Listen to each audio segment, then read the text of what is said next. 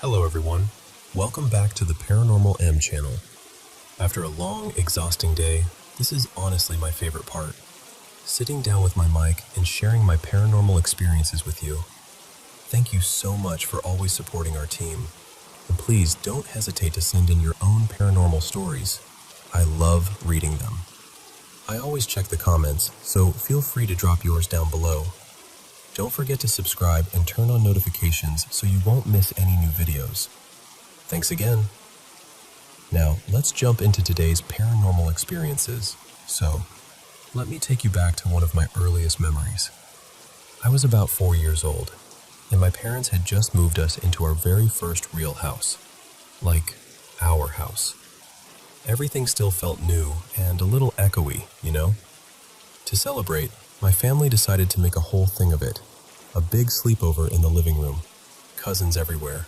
My aunties and uncles laughing and talking late. Blankets piled up like a fort. Somebody put on a movie, E.T., which, as a grown-up, I get is supposed to be sweet. But as a tiny kid, absolutely terrifying. I remember trying to act brave while secretly wishing it would just end already. Eventually the lights went off and everyone settled down. And I swear, that night is still crystal clear in my head. At some point, I woke up because someone was standing near me. It was a girl, but not like a normal girl. She looked like she'd stepped right out of a cartoon. Bright blonde hair, this bubblegum pink dress, and the colors were so vivid that even now, years later, I can still see her like she's right in front of me. And she's holding this paint bucket and this ridiculous paintbrush, like comically huge, the kind you'd see in an old animated short. She leans in, like we're friends, and in this calm, casual way, she asks me to come outside with her because she wanted to paint some things. And for some reason, this is what gets me, I just went. Like it felt normal. I didn't wake my parents. I didn't wake any of my cousins. Nobody stirred. I just followed her right out the front door. The air outside was cool and quiet. We lived out in this semi-rural neighborhood, lots of open land, fields nearby, the kind of place where the nights feel extra dark because there aren't many streetlights. My dad was the type who didn't even bother locking his truck out there. He'd always say, "What's gonna happen? The cows are gonna steal it?" The girl leads me around the side of the house to my dad's pickup. Now, important detail. That truck was huge. Lifted. The door handle was basically at my forehead. I was a tiny kid. I couldn't have climbed into it on my own if my life depended on it. And I barely ever rode in it, so it's not like I had some little kid routine for how to get in. But she walks right up to the driver's side like she belongs there. And she opens the door. Then she sets the paint bucket on the ground, like a step, and motions for me to climb up. I remember stepping onto the bucket, grabbing the seat, hauling myself in with this wobbly little kid effort. And then I'm inside the truck. And then my stomach drops. Because I realize I'm alone. I don't even remember hearing the door shut, but suddenly I'm stuck in there, and I can see her outside, just walking away. Like she's finished with me. Like this was the whole plan. And the fear hits me all at once. Pure, full-body panic. My heart is pounding so hard I can feel it in my throat. And my brain immediately goes to the movie we watched, and I'm convinced that any second, something is going to come out of the dark. Not even just something. I'm imagining that creepy alien face from the screen, peeking around the corner of the house. I start screaming, crying, full meltdown. The kind where you don't even breathe right. You're just making sound because you have to. And here's the only reason I'm not telling this as a missing kid story. My dad was still awake. He'd gone out to the garage to tinker with something. He does that sometimes when everyone's asleep, just puttering around with tools. And somehow, through the walls and the quiet, he hears me. He runs inside and sees the front door standing wide open. So my dad bolts outside thinking the worst, like full adrenaline, heart in his stomach, because what kind of parent sees an open front door at midnight and hears their little kid screaming. He finds me in the truck. He yanks the door open, scoops me up, trying to calm me down, asking me what happened, how I got there, who brought me out. And I'm just sobbing and babbling about the girl and the paint bucket and how scared I was. The next day, he checked everything, walked around the truck, looked for anything I could have climbed on. There was nothing. No stools, no crates, nothing that would make it make sense. And he kept asking me, over and over, how I opened the door. But I couldn't have. I know I couldn't have. And my family still brings it up sometimes, like this weird little mystery that never got solved. How did you get in there? They'll say, half laughing, half not. What really messes with me is that was just the beginning. After that, I started having these strange little experiences on and off, things I can't neatly explain. And it honestly feels like whatever was around that night kind of stayed interested, like it noticed me. But I'll admit something. As creepy as it is, it's also kind of a perfect story to tell when I want to freak someone out. Because I mean, come on. A cartoon girl with a paint bucket led me into a locked truck in the middle of the night. And nobody saw a thing.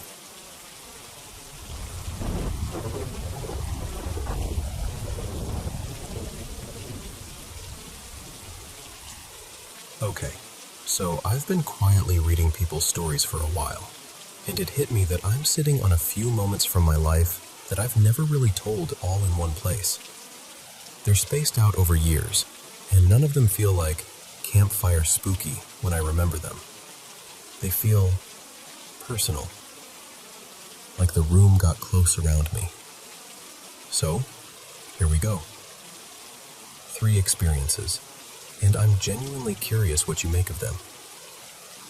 The first one happened when I was a kid, maybe 13 or so. My aunt had this older place up in New England, creaky, drafty, the kind of house that always smells faintly like wood and old books. My cousin Mara and my cousin Jason and I were in the guest bedroom, sprawled across the bed like we owned the world, laughing at ghost stories and basically roasting the whole idea of anything paranormal. We were being obnoxious about it too, like, if something's here, do it right now. That kind of energy. And I swear, it was like the house took that personally. The ceiling fan light blinked, just once, then again, like someone was tapping a switch. And then the closet door. The closet door was one of those sliding ones, and it was fully shut. No gap, no wobble. It didn't slide open gently. It snapped open so hard it banged against the frame, like someone yanked it with both hands. All 3 of us froze for half a second, like our brains couldn't catch up. Then we lost it. We bolted out of that room screaming, tripping over each other, full panic. After that, I would go anywhere in that house except that bedroom, even in daylight, even with people around. That room never felt the same again, and honestly, thinking about it still makes my stomach tighten. The second one was a few years later, after my family moved to a quieter area, more spread out, lots of fields and long roads where everything feels a little too empty. I used to catch the bus early, like painfully early, around 7:10ish. It was October, still dark out, the kind of morning where the streetlights feel like they're doing all the work. We were riding through this newer neighborhood, fresh-looking houses, neat lawns, that just-built vibe. The bus stops, a couple kids climb on, and I'm half awake, staring out the window. And that's when I see her. A little girl, tiny, maybe 5 years old, standing near the sidewalk. She had this pale dress on, and she was holding a stuffed rabbit tucked under her arm like it was her favorite thing in the world. She wasn't crying. She wasn't waving. She was just standing there, still as a cutout. At first my brain goes, oh, she's someone's little sister. But then this cold logic hits me. Why would a kid that small be outside alone right now? It's dark. It's early. No adult anywhere. My heart did that weird drop, like when you miss a step on the stairs. I looked away for a second, just a second, because the bus started moving, and then I snapped my eyes back to the same spot. And she was gone. Not walking away, not running up a driveway, not behind a tree, just gone. Like someone erased her. I remember sitting there thinking, okay, that didn't happen. But I also remember exactly what she looked like, and how the whole moment felt too sharp to be a daydream. The third one happened when I was older, right after I started my first real job. I had to travel for work, this time to Philadelphia, not too far from downtown. The hotel was one of those older ones with fancy trim and dim lighting and carpets that swallow your footsteps. I tried to laugh it off at check-in. I made a stupid little joke like, "This place feels haunted." And the person at the desk, her name tag said Renee, didn't smile. She just said, very flat, "We don't talk about that here." Which, okay, weird. Then she tells me they upgraded me and hands me a key for room 1127. She explains it's a corner room, kind of tucked away. And she's not kidding. To get to it, you had to go down one hallway, step through a little side section like a mini corridor, and the room was there by itself, like it didn't belong to the rest of the floor. When I opened the door, the room was huge, like borderline suite. Old furniture, lots of space, and it felt wrong. Not messy or gross, just wrong. Like the room had a mood. My phone was nearly dead, so the first thing I did was plug it in. And here's where it starts getting stupid. Every time it would begin charging, the battery would plummet instead. Like it was draining faster because it was plugged in. I tried different outlets. Same thing. I remember actually staring at the battery percentage like, this is impossible. I tried calling my cousin Theo because I wanted to laugh about it and calm down. The call connected, but all I could hear was static, like an old radio between stations. My email worked fine. My internet was fine. Just the call was a mess. Then Theo's voice cuts through and he goes, "Why are you whispering? And why do I hear other people?" And I swear to you, I wasn't whispering. I wasn't even talking. I was standing there with my phone in my hand, staring at the screen like an idiot. Then I hear a creak behind me. I turn around and the hotel room door is slightly open. Not wide open, just cracked. Like someone had gently pulled it an inch or two. I know I shut it when I came in. It was heavy, solid wood, and it took effort to close. I walk over, put my hand on it, and the second my fingers touch the edge, it slams. Not like a soft latch, like a full-body, shake-the-room slam. It was so loud my heart started hammering instantly, adrenaline straight to the throat. And the thing is, I didn't push it. I barely touched it. At that point, I'm doing that mental bargaining thing. You're tired. You're anxious. Stop being ridiculous. So I decide to shower and reset. The bathroom mirror was spotless, like weirdly perfect. No streaks, no smudges, nothing. I take this really hot shower, the kind that fogs everything. Steam rolls across the mirror, and I'm watching it cloud over. And then, right in front of me, letters start appearing through the fog like someone is tracing with a fingertip. Slowly, clearly. 11:27. Not backwards, not messy, like someone wrote it on purpose. I just stood there frozen, water still running, heart pounding so hard it felt like it was shaking my ribs. I remember whispering, "Nope," out loud without even thinking. I left for dinner with a coworker almost immediately, like I needed to be around another human being in a different building under bright lights. I tried to act normal through the meal, but I felt like I was buzzing inside. When I came back, I went straight to the front desk and told them I couldn't stay in that room. I didn't even try to sound cool about it. I told them the phone thing, The door, the mirror, everything. And the person at the desk didn't look surprised. They just said, "You're not the first," and moved me to another room. Only problem? I had to go back and get my stuff. Once the lights are on, I start shoving things into my bag as fast as I can. And then it happens. Every hair on the back of my neck rises at once. That unmistakable feeling of being watched. Not imagined, not maybe. Like eyes on you. I stopped, took a breath, and I said, out loud, something like, "I'm leaving. I'm taking my things and I'm going. I understand you want me out." And I don't know why, but I tried to say it calmly, like you talk to a nervous animal. I packed the rest of my stuff without looking into any mirrors, without turning my back on corners, and I left. The new room was mostly fine. Mostly. I still heard running in the hallway at around 2 or 3 in the morning, like fast footsteps that didn't sound like a sleepy guest. And once, I woke up to a loud bang on my door. I didn't open it. I didn't even move. I just waited until I couldn't hear anything anymore.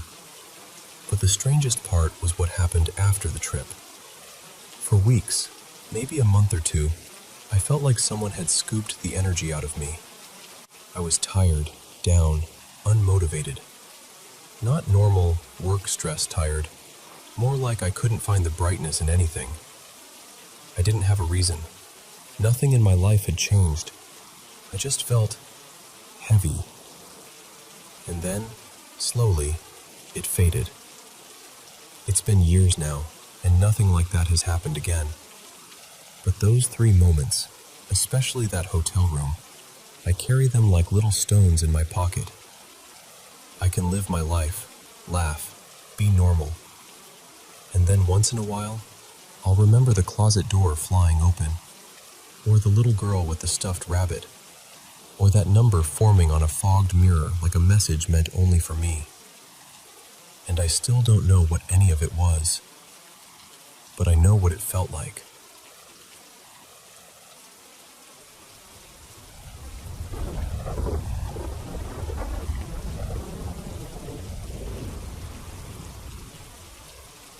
Hey, so I should probably start by saying I've never been the kind of person who automatically believes in ghosts. I love horror movies. I love a good creepy story, and I've always had that curiosity that pulls you toward places you're not supposed to go, like abandoned buildings at night. I've wandered through empty hospitals and all those so-called haunted spots, and honestly, for years, nothing ever happened. Lots of eerie vibes, sure, but nothing that made me go, okay, that was real. Except, there are 2 moments I keep coming back to. One from when I was a kid, and one that happened not that long ago. And together, they've kind of messed with my confidence in my own skepticism. So, when I was little, my grandpa passed away. We were close, and his house had this really specific smell. Not like food or candles, more like aftershave mixed with that clean, powdery scent some lotions have. It was his smell. The kind of thing you don't notice until it's gone, and then it hits you like a memory you can't control. A few days after the funeral, I was home alone. Quiet house, middle of the afternoon, normal light through the windows, nothing spooky. I was just walking down the hallway, and suddenly I smelled it. That exact scent, strong enough that it stopped me in my tracks. And without thinking, I followed it, like it had a direction. It led me toward the living room, and I remember feeling weirdly calm almost. Like my brain went, "Oh, there you are." But the second I stepped into the room, it just vanished. Not faded, vanished. Like someone flipped a switch and the air went blank. I stood there for a long time, kind of frozen, staring at nothing, trying to make sense of what I just felt. And for years I told myself, maybe that was him. Maybe he came by one last time to check on me. Then I got older, and the practical part of my brain kicked in. Maybe it was grief. maybe it was my imagination. Maybe I'd picked up the scent from something. Clothes, a pillow, whatever. And I'm aware childhood memories can be slippery. But the thing is, I still remember it so clearly. That's what creeps me out. Not in a horror movie way. More like a soft, unsettling question that never fully leaves. Okay, so that was the first thing. The second one is the reason I can't just laugh this off anymore. This happened last summer. My friend Mara and I were out late, walking near this old psychiatric hospital on the edge of town. One of those places that looks wrong even in daylight. Broken windows, weeds up to your knees, that heavy silence like the building is holding its breath. It was a warm night, totally clear. No fog, no mist, nothing like that. We weren't even inside, just outside, looping around the grounds like idiots who think they're fearless. I had a flashlight, but I kept it on the low setting to save battery. We're walking, talking quietly, and I sweep the beam ahead of us, and suddenly there's this white shape in the light. It wasn't a reflection. It wasn't like, oh, that's a plastic bag. It had presence. It was upright, moving, crossing the beam like something stepping right in front of us. I panicked so hard my stomach dropped. Instinctively, I clicked the flashlight to full brightness, like more light would make it make sense. Just gone. For that brief moment on low, it looked like a woman in an old-fashioned dress, like something from a different century. And this is the part that makes my skin prickle even now. I swear I saw the motion of legs underneath, like a walking stride. Not floating, not drifting, walking. Mara was looking the other way, and I remember babbling, "Did you see that? Did you see that?" And she went really still and said something like, "I didn't see it straight on, but I saw something white out of the corner of my eye." We stood there arguing with reality for a minute. Then we tried to recreate it, pointing the flashlight at different angles, stepping around, trying to force it to be logical. Maybe a weird glare, maybe dust, maybe something on the lens. But there was nothing. No fog, no reflective sign, no fabric caught on a branch. Nothing that could have made a human-shaped white figure appear for 1 second and then vanish like it never existed. After that, we left.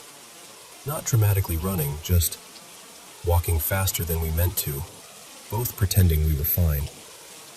I ended up staying at Mara's cottage that night, and I'm not ashamed to admit I was jumpy. Even doing something as basic as stepping outside to use the bathroom felt like walking into a spotlight. I kept the flashlight on the whole time, scanning the yard, turning my head constantly like something might be waiting in the dark, just beyond where the beam could reach. And the weirdest part? It wasn't even that I thought something would attack me. It was more like I couldn't stand the idea of seeing something again. Something that didn't fit into the rules I rely on. So yeah, if you asked me now whether I believe in ghosts, I'd honestly say I'm split right down the middle. Half of me thinks there's probably a logical explanation for both things. Grief memory for the scent, some trick of light for the figure. And then the other half of me remembers that white dress stepping across my flashlight beam on a perfectly clear night, and I just don't know.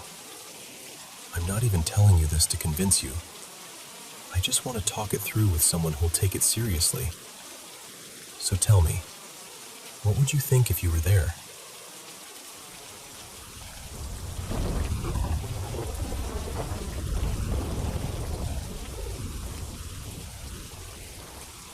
So, my partner Eli and I have been through plenty of weird life stuff, right? Moving stress, sleepless nights, kid chaos, normal. But this felt different. A couple weeks ago, we moved our little girl Maya into her big kid bedroom. We were so excited. New bedding, her favorite stuffed bunny, the whole sweet little setup. And ever since that first night, It's like the room has been fighting her. She won't stay asleep in there. And when she wakes up, it's not the usual "I had a bad dream" whimper. It's full-on, panicked, can't catch her breath screaming. Sometimes she's shaking so hard her little teeth chatter. And then there are these random marks, like tiny bruises, little scratches.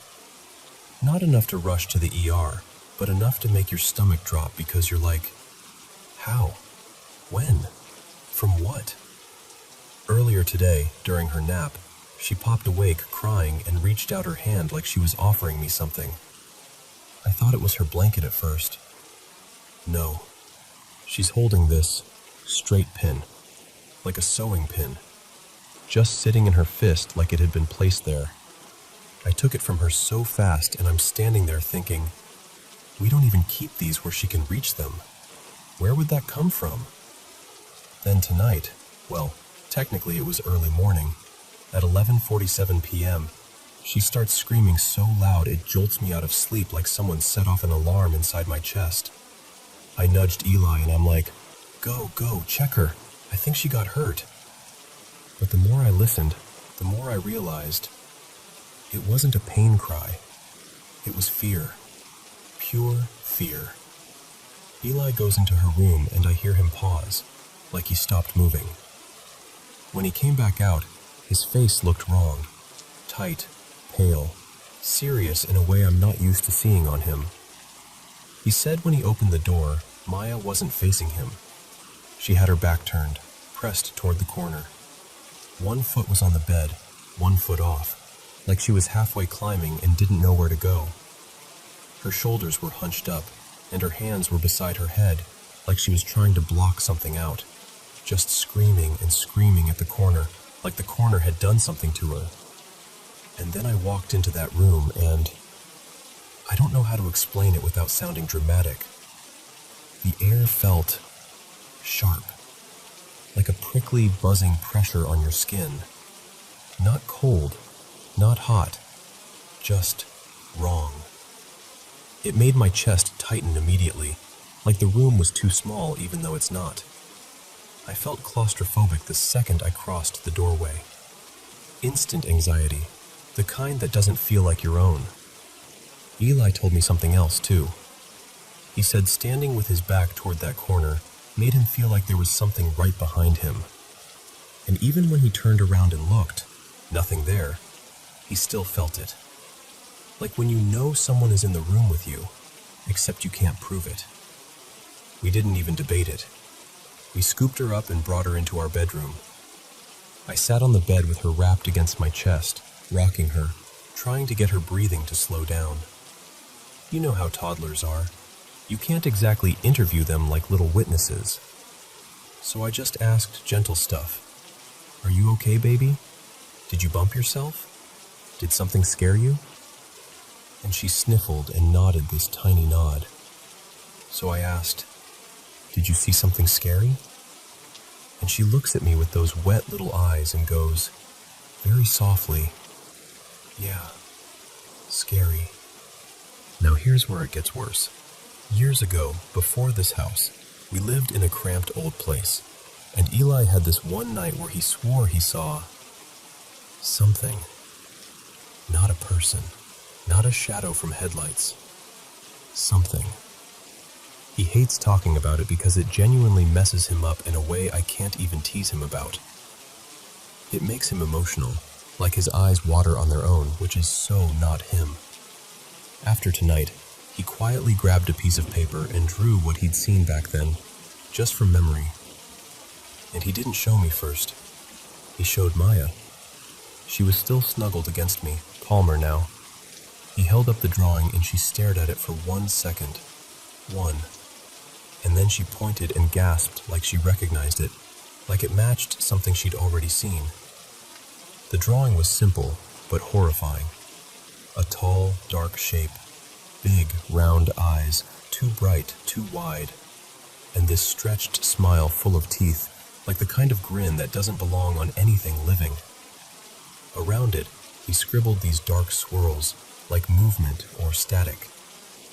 Maya pointed right at it. and I felt my stomach drop so hard it was like missing a step on the stairs. Because what are the odds? A 2-year-old doesn't fake that kind of reaction. She doesn't know how to. And then, as if we needed more, we've had other things in this house. Little glimpses at the edge of your vision, tiny shapes darting down the hallway or slipping past a doorway. At first, earlier on, it felt bigger, like adult-sized movement. But lately it's been smaller, quick, almost like skittering. And sometimes, late at night, we hear what sounds like a child's voice. Not screaming, not crying, just talking. Even laughing, like it's playing somewhere it shouldn't be. So sitting there with Maya in my arms, staring at Eli's drawing, I couldn't help it. The question just pushed its way out of me. Is something focused on her? Because she's little. Because she's new to that room. Because she's the most vulnerable one in this house. And I know how that sounds. I do. But when your child wakes up shaking and your home suddenly doesn't feel like your home, you start thinking less about how you sound and more about what you're willing to do to make it stop. That's where we are.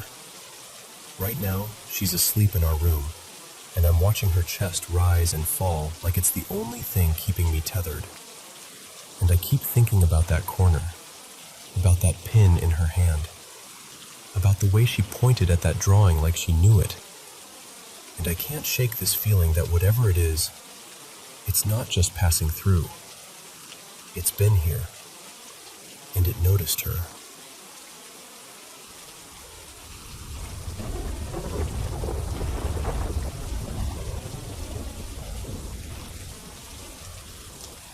So, I'm not saying I know what this is, but if I had to put a label on it, the closest thing I can think of is a mimic. And yeah, maybe that sounds dramatic, but it's been happening for so long and in so many different places that I can't really shrug it off as a one-time weird moment. I've lived in the same house for most of my life, an old, familiar place where everything has its spot and every creak has a meaning. And for years, like years, I've heard voices call my name. Not just random sounds, clear voices.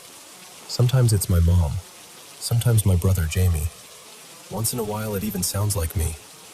And the weird part is, it'll happen when no one's home. At this point, I'm almost embarrassed to admit it, but I've gotten used to it. It's like living next to a train track. You stop noticing the rumble unless you really focus on it. Most of the time, I ignore it.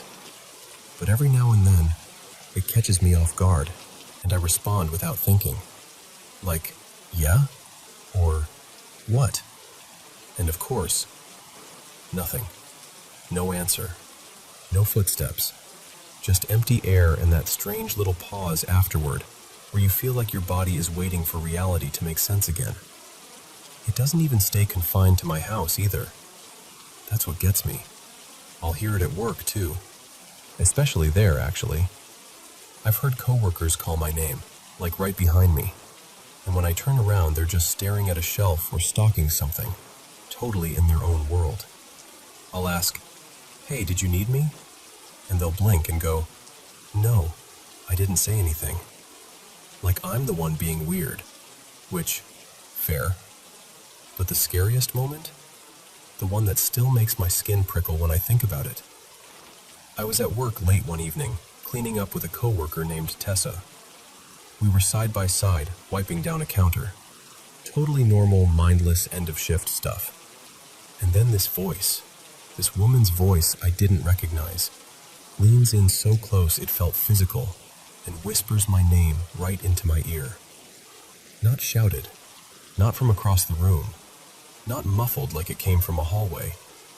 Right there, like lips almost touching my skin. And I swear to you, I felt it. The tiniest warmth at the side of my neck, like breath. I froze so hard my whole body went tight. My skin got that buzzing, tingling feeling, like every hair had decided to stand up at once. I didn't even want to turn around, because my brain was already filling in the shape of what might be standing behind me. Tessa didn't react at all, not even a flinch, which somehow made it worse. Then there was another moment, older, but it stuck with me because of how convincing it was. I've always been a restless sleeper, not the kind of person who falls asleep in 5 minutes and stays that way. More like, I'm always half floating. Eventually, it turned into full-on insomnia for a while. One night, years ago, I was in that thin, miserable state between sleep and wakefulness, when you don't know how long you've been staring at the dark. And suddenly I hear my dad's voice, Ed, shouting my name the way he does when he's furious. Not casual, not playful, that sharp, get down here right now kind of voice. I reacted automatically. I stumbled out of bed, heart pounding, and started heading downstairs without even thinking. And it wasn't until I reached the bottom step that I realized the house was pitch black. All the lights were off. No TV noise, no kitchen sounds, nothing. Still, I went looking. Kitchen first. Living room. Empty. Then I cracked open the basement door where his room was, and I called out, Dad? Did you call me? And he answers, groggy and confused, like I'd just woken him from a dead sleep. No. What are you talking about? What makes it even stranger is how it comes and goes. Sometimes it'll stop for a month or two, and I'll almost convince myself I imagined the whole thing. And then, one random day, bam, my name again. Like it's checking in. Like it's reminding me it's still around. And the thing is, it doesn't feel malicious. Not usually. That's why when I say scary, I almost feel like I have to put it in quotes. It's more persistent, odd, personal. Like something has learned the quickest way to get my attention, and it keeps using it, but never follows through. I've had other weird experiences too, not just the voices. Things moving when they shouldn't. Once, a decorative ceramic dish that had been sitting on a high shelf forever, seriously, like close to 2 decades, just tipped and slid off like something nudged it. It shattered on the floor and barely missed my grandpa's head. That one shook me up because it felt less like spooky and more like someone could have gotten hurt. And then there's something else I almost hesitate to even bring up because it sounds so out there. A few years ago, maybe 5, I was being reckless and curious and had this stupid idea. Before going to sleep, I spoke out loud into the room, basically inviting something, anything, to come close and interact with me. And that night, I slept better than I had in a long time. Not in a drugged way, in a calm way, like the air in the room had settled. I woke up a few times, but each time it felt like gentle comfort, like soft fingertips brushing my cheek, like someone carefully smoothing my hair back, tucking it behind my ear. I didn't open my eyes. I'd promised I wouldn't. But I remember feeling safe, taken care of. Months later, I tried again, because of course I did. And again, it felt gentle, but this time there was something else in it, like a warning. Not threatening, more like urgent, like whatever it was wanted me to understand. Don't do this again. Not because it would hurt me, but because something else might notice. So I stopped. I haven't tried since. But here's the part that really messes with my head. The voices were happening long before that. The name-calling, the mimicry, whatever you want to call it, was already part of my life. It didn't start because I invited something in. It was already there, or already with me. So I keep turning it over in my mind. Do mimics stick around permanently? Can something like that follow a person for years, across different places, and still never escalate? Why would it keep calling my name like it wants me to answer, and then do nothing when I do? I'm honestly open to other explanations. I'm not married to the idea that it's a mimic. I just don't understand the pattern, how personal it is, how long it's lasted, and how it somehow manages to feel both familiar and wrong at the exact same time. And I guess, if I'm being really honest, I'm not just asking what it is. I'm asking why it's been saying my name for most of my life, like it's trying to remind me I'm not alone, even when I am.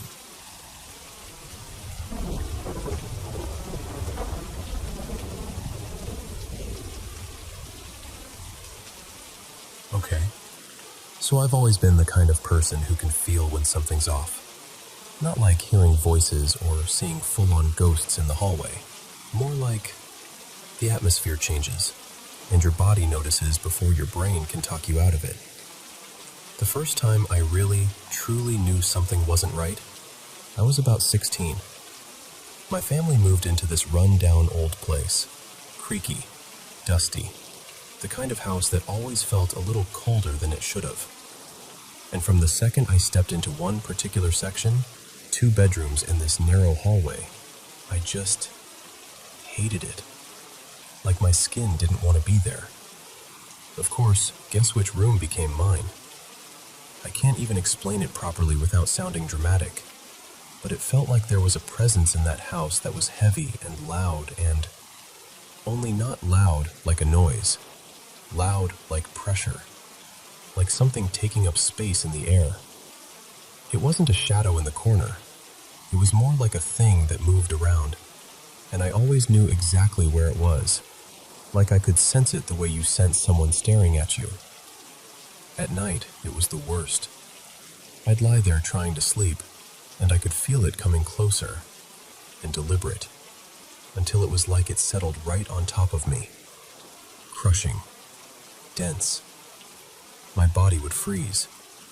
Night after night, I'd get sleep paralysis, and I'd just be stuck there, panicking, trying to move a finger, trying to breathe like a normal person.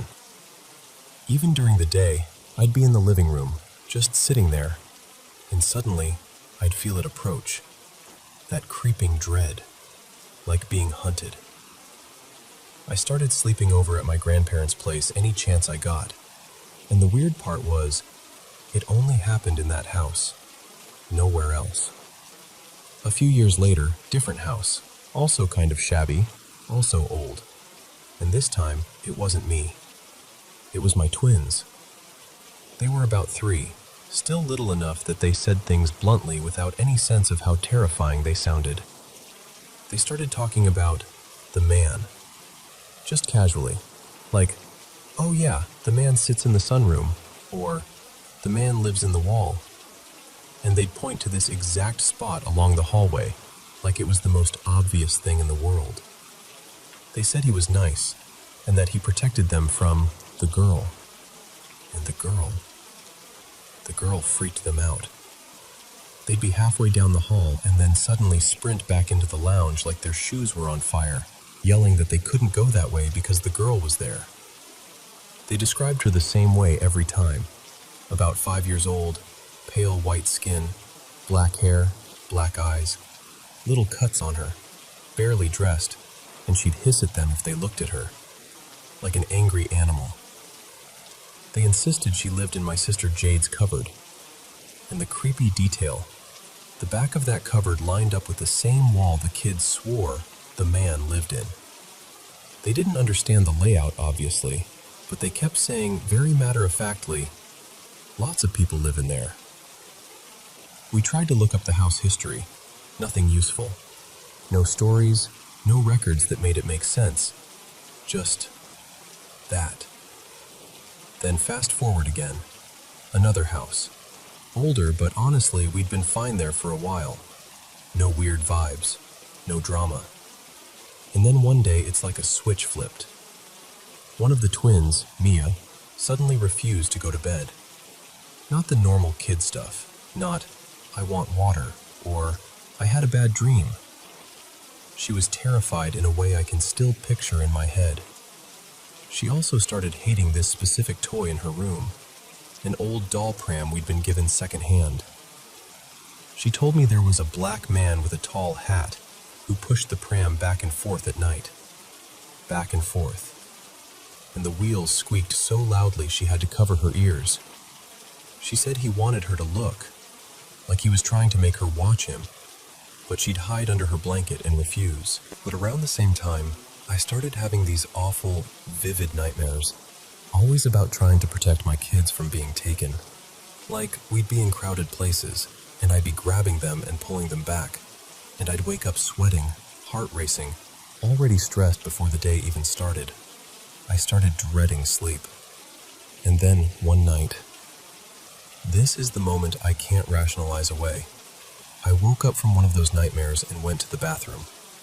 On the way back, I looked down the hallway, and I swear there was something at the end of it. Not a person exactly, more like a shape where a person shouldn't be. So, half asleep and annoyed and scared, I whispered, "If there's something there, leave us alone." And the hallway light snapped on. I just stood there, frozen, because it wasn't like a faulty switch. It was instant, clean, like a response. Still, somehow, I didn't fully connect it until the other twin, Lila, brought it up. I asked her to brush her teeth one evening, and she walked into the bathroom, then bolted back and jumped onto my bed like she'd been chased. She looked at me and goes, "Mom, I know you're not going to believe me because it's not real, but it is." And she described the exact same tall hat man. Said he'd been around the house for weeks, following her, watching her when she was in her room or when she was in the bathroom. I asked if she'd told her sister. She said no. So I called Mia in. And listening to them talk to each other, honestly, it was horrifying. They kept finishing each other's sentences, agreeing on little details, reacting like, "Yes, that." It was like they'd been carrying it separately and finally realized they weren't alone in it. That night, we dragged that doll pram out and basically threw it out the front door like we were in a movie. And yeah, we did the whole cleanse the house thing. Salt, incense, windows open, the whole crunchy ritual. And after that, nothing. It stopped. Completely. After that, we moved again, because apparently my life is just a tour of haunted real estate, and this next place had two totally different vibes. I kept seeing this soft, pale presence. Not a face, not a figure, more like a white mist at the edge of my vision, drifting past a doorway. It didn't feel threatening, so I'd just keep washing dishes or folding laundry like, okay, weird, anyway. But in that same house, Mia refused to sleep in the bedroom she was meant to have, because of what she called the big lady. The first couple nights, she came charging out of that room screaming, saying the big lady stuck her head out of the wall above her and screamed right in her face. After the first week or two, she stopped talking about it, but she never went back into that room willingly. Like her body just made the decision. Nope. Then, later, right before I had my fourth baby, something changed again, but this time it was good. Like this bright, gentle energy in the house. Light and airy, almost like you could see it in the way the air felt. I didn't tell anyone because I didn't want to sound nuts. I just kind of quietly noticed it, like, okay, someone's here. One day, Lila came into my room to chat. While we were talking, I could feel that presence hovering in the hallway near the doorway. She finished talking and started to walk out, then paused in the doorway like she was about to say something. And I don't know why, but I stopped her. I told her, "Wait, don't say it yet." I grabbed a pen and quickly wrote down what I'd been sensing. White, shadowy, light feeling, right at the door. Then I said, "Okay, go." And she goes, "Mom, have you noticed the white shadowy thing that's been hanging around?" That one actually felt comforting, and for whatever reason, I always believed it was my partner's grandmother, someone I'd never met. It just felt like family, you know? Like someone checking in. And now, this last one is the reason I've been digging all these memories back up. My granddad, Ron, passed away in April this year, A few days after the funeral, my son's toys started turning on by themselves when I walked past his room.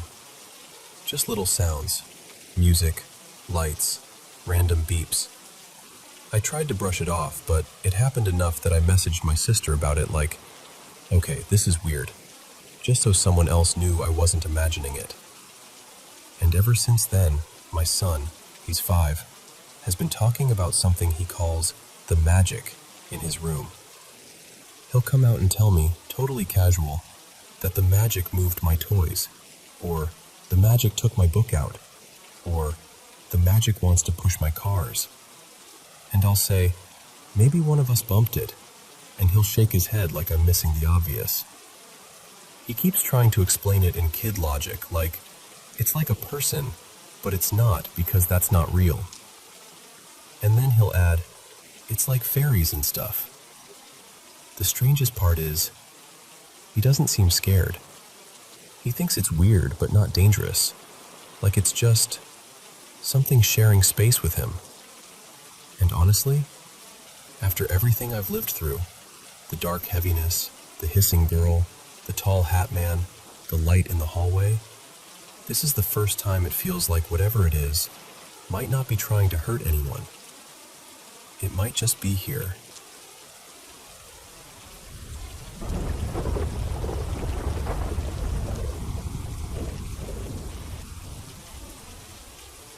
So, I don't talk about this a lot, because it still makes my skin prickle if I sit with it too long. But back in the mid-2000s, my family, there were 6 of us then, lived in what used to be military housing up in Northern California. It had that weird, leftover feeling some places get, like the walls remember things you don't. Most of what happened there involved these figures. That's the only word that fits. They were shaped like people, but they weren't people. Imagine a human outline filled in with dull gray or oily black, like a smear that learned how to stand up. No real features, just lighter patches where a mouth and eyes should be. That's it. Flat and blank and somehow still watching. And they didn't rush at me or do anything dramatic. That almost made it worse. I'd catch them leaning halfway out from behind a doorway or peeking around a corner, like they were testing whether I'd notice. Just hovering there, head tilted, eyes locked on me. The second I'd fully look, they'd slide back out of sight. Quiet. Patient. Like they had all the time in the world. A couple times it wasn't even a full figure. I remember seeing one that was just a torso, low to the ground like it had been cut off or sunk into the floor. No legs, no arms, just that same gray mass with the pale, unfinished face. My brain kept trying to label it as a trick of light, but my stomach didn't buy it for a second. There was only one that looked different, and I can still picture it more clearly than I want to. This tall man, and I'm using that word loosely, had something like a deep red stole or scarf draped over his shoulders, hanging down the front of his chest.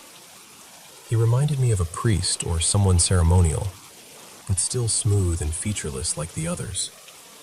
The red was the only real color any of them ever had, and it made him stand out in a way that felt intentional, like he wanted to be remembered. Then there were the things that didn't involve seeing anything at all. My sister, Marisol, told us she woke up one morning and felt this warm dip on her mattress, like someone had sat down right next to her. Not just an impression, like a body's weight pressing the bed. And the spot was warm too, like a person had been there long enough to heat the sheets.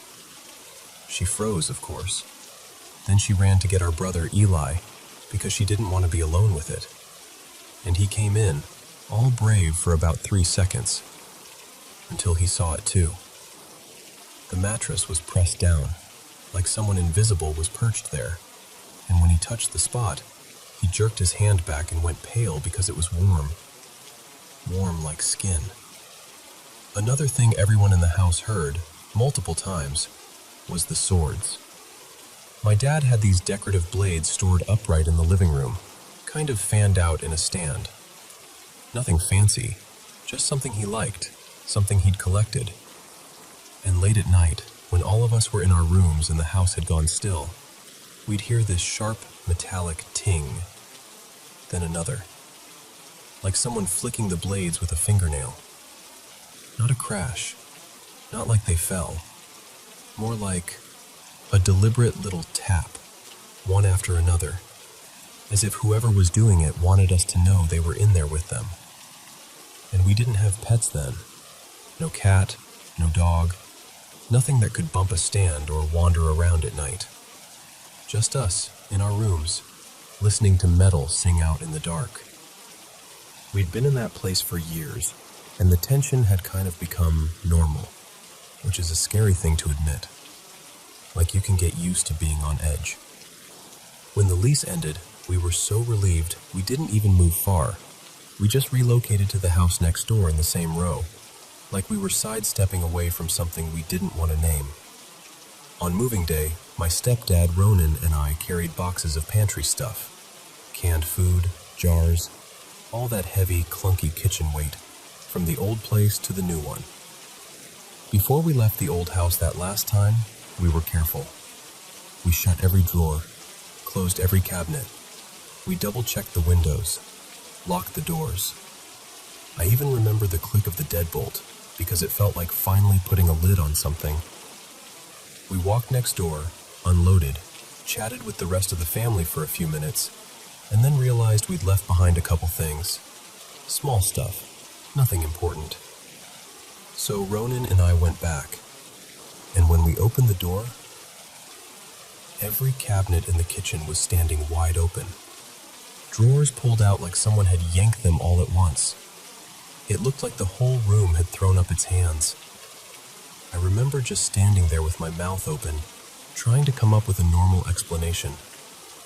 But nothing fit. The windows were still locked. The doors were still locked. We'd been gone such a short time, and we'd been right next door. No sign anyone had been inside, except the kitchen itself, sitting there like it was showing off. Like, see? You can leave, but you don't get to pretend you're in control.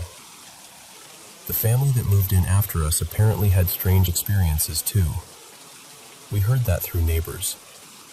But whenever we tried to ask, they got tight-lipped and changed the subject, like they didn't want to invite the conversation to follow them home. And the creepiest part is how divided my parents were about what it all meant. Ronan thought it might have been his dad. His father had died years earlier, back on the other side of the country. He'd say it like a comfort, like maybe it was someone familiar trying to get attention in the only way he could. But my mom? She didn't buy that for a second. She said it didn't feel like family. It didn't feel protective. It felt like something that enjoyed being noticed, something that liked pushing just far enough to keep us uneasy. All I know is this. Every one of us remembers the same kinds of things.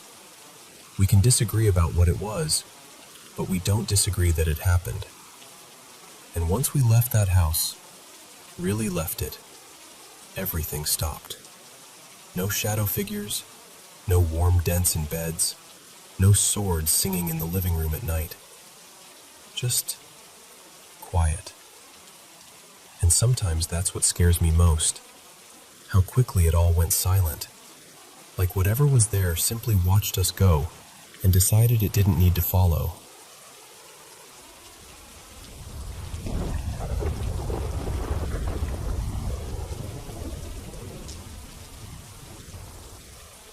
Hey, so I'm kind of nervous even saying this out loud, but I really could use some outside perspective.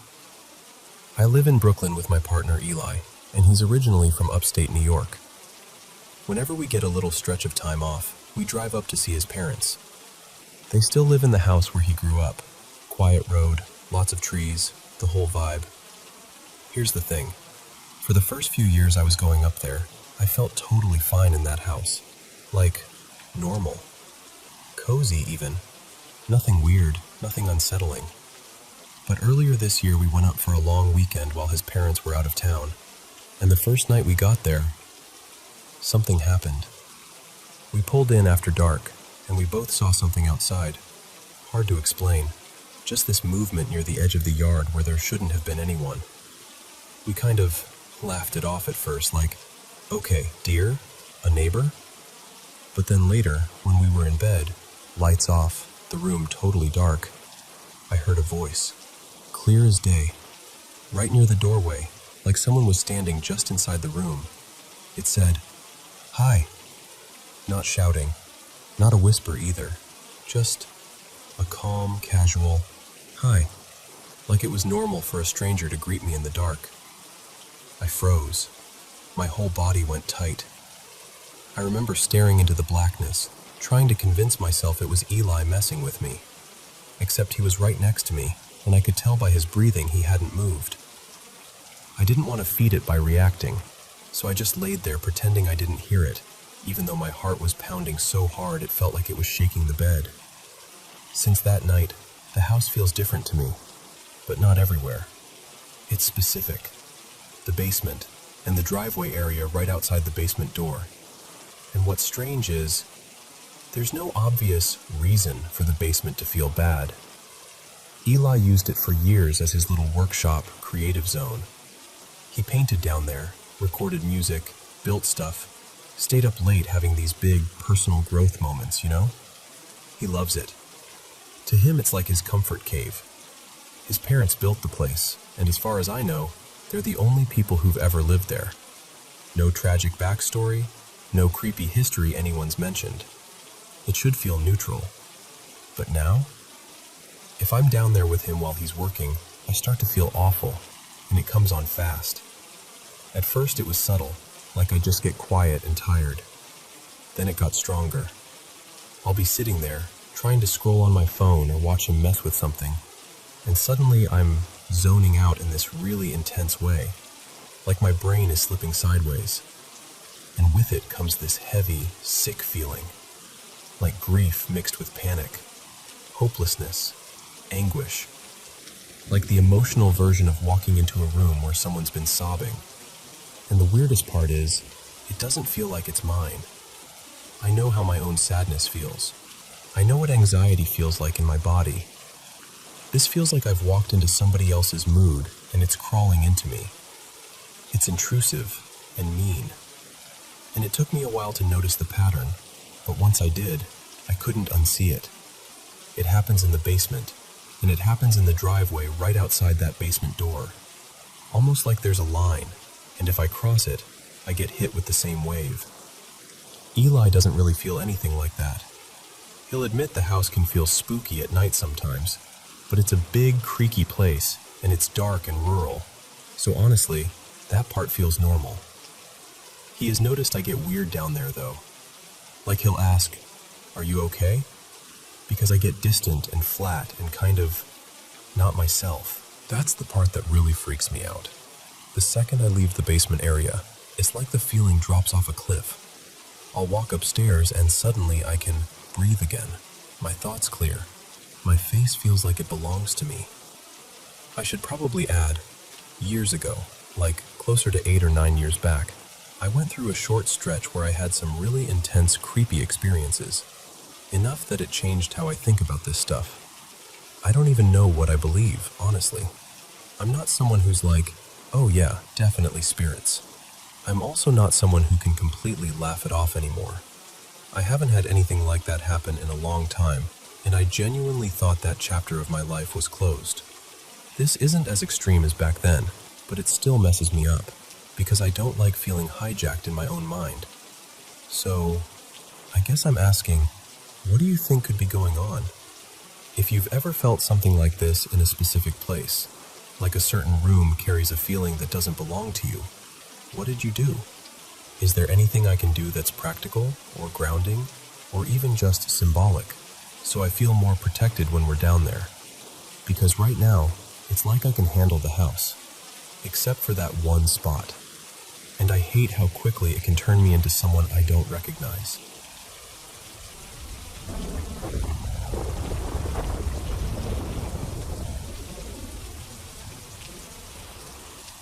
So, I'm not even sure how to package this in a neat little box for you, but I'm going to try. because I've been carrying it around for a long time. Back in 2013, I was living in a coastal pocket of the Mid-Atlantic, working for a state environmental office. Nothing glamorous, mostly compliance work. My job was basically, here's a permit, here's a blueprint, go to the property and make sure what they built matches what they promised. Docks, bulkheads, little piers that cut through marshland into the bay.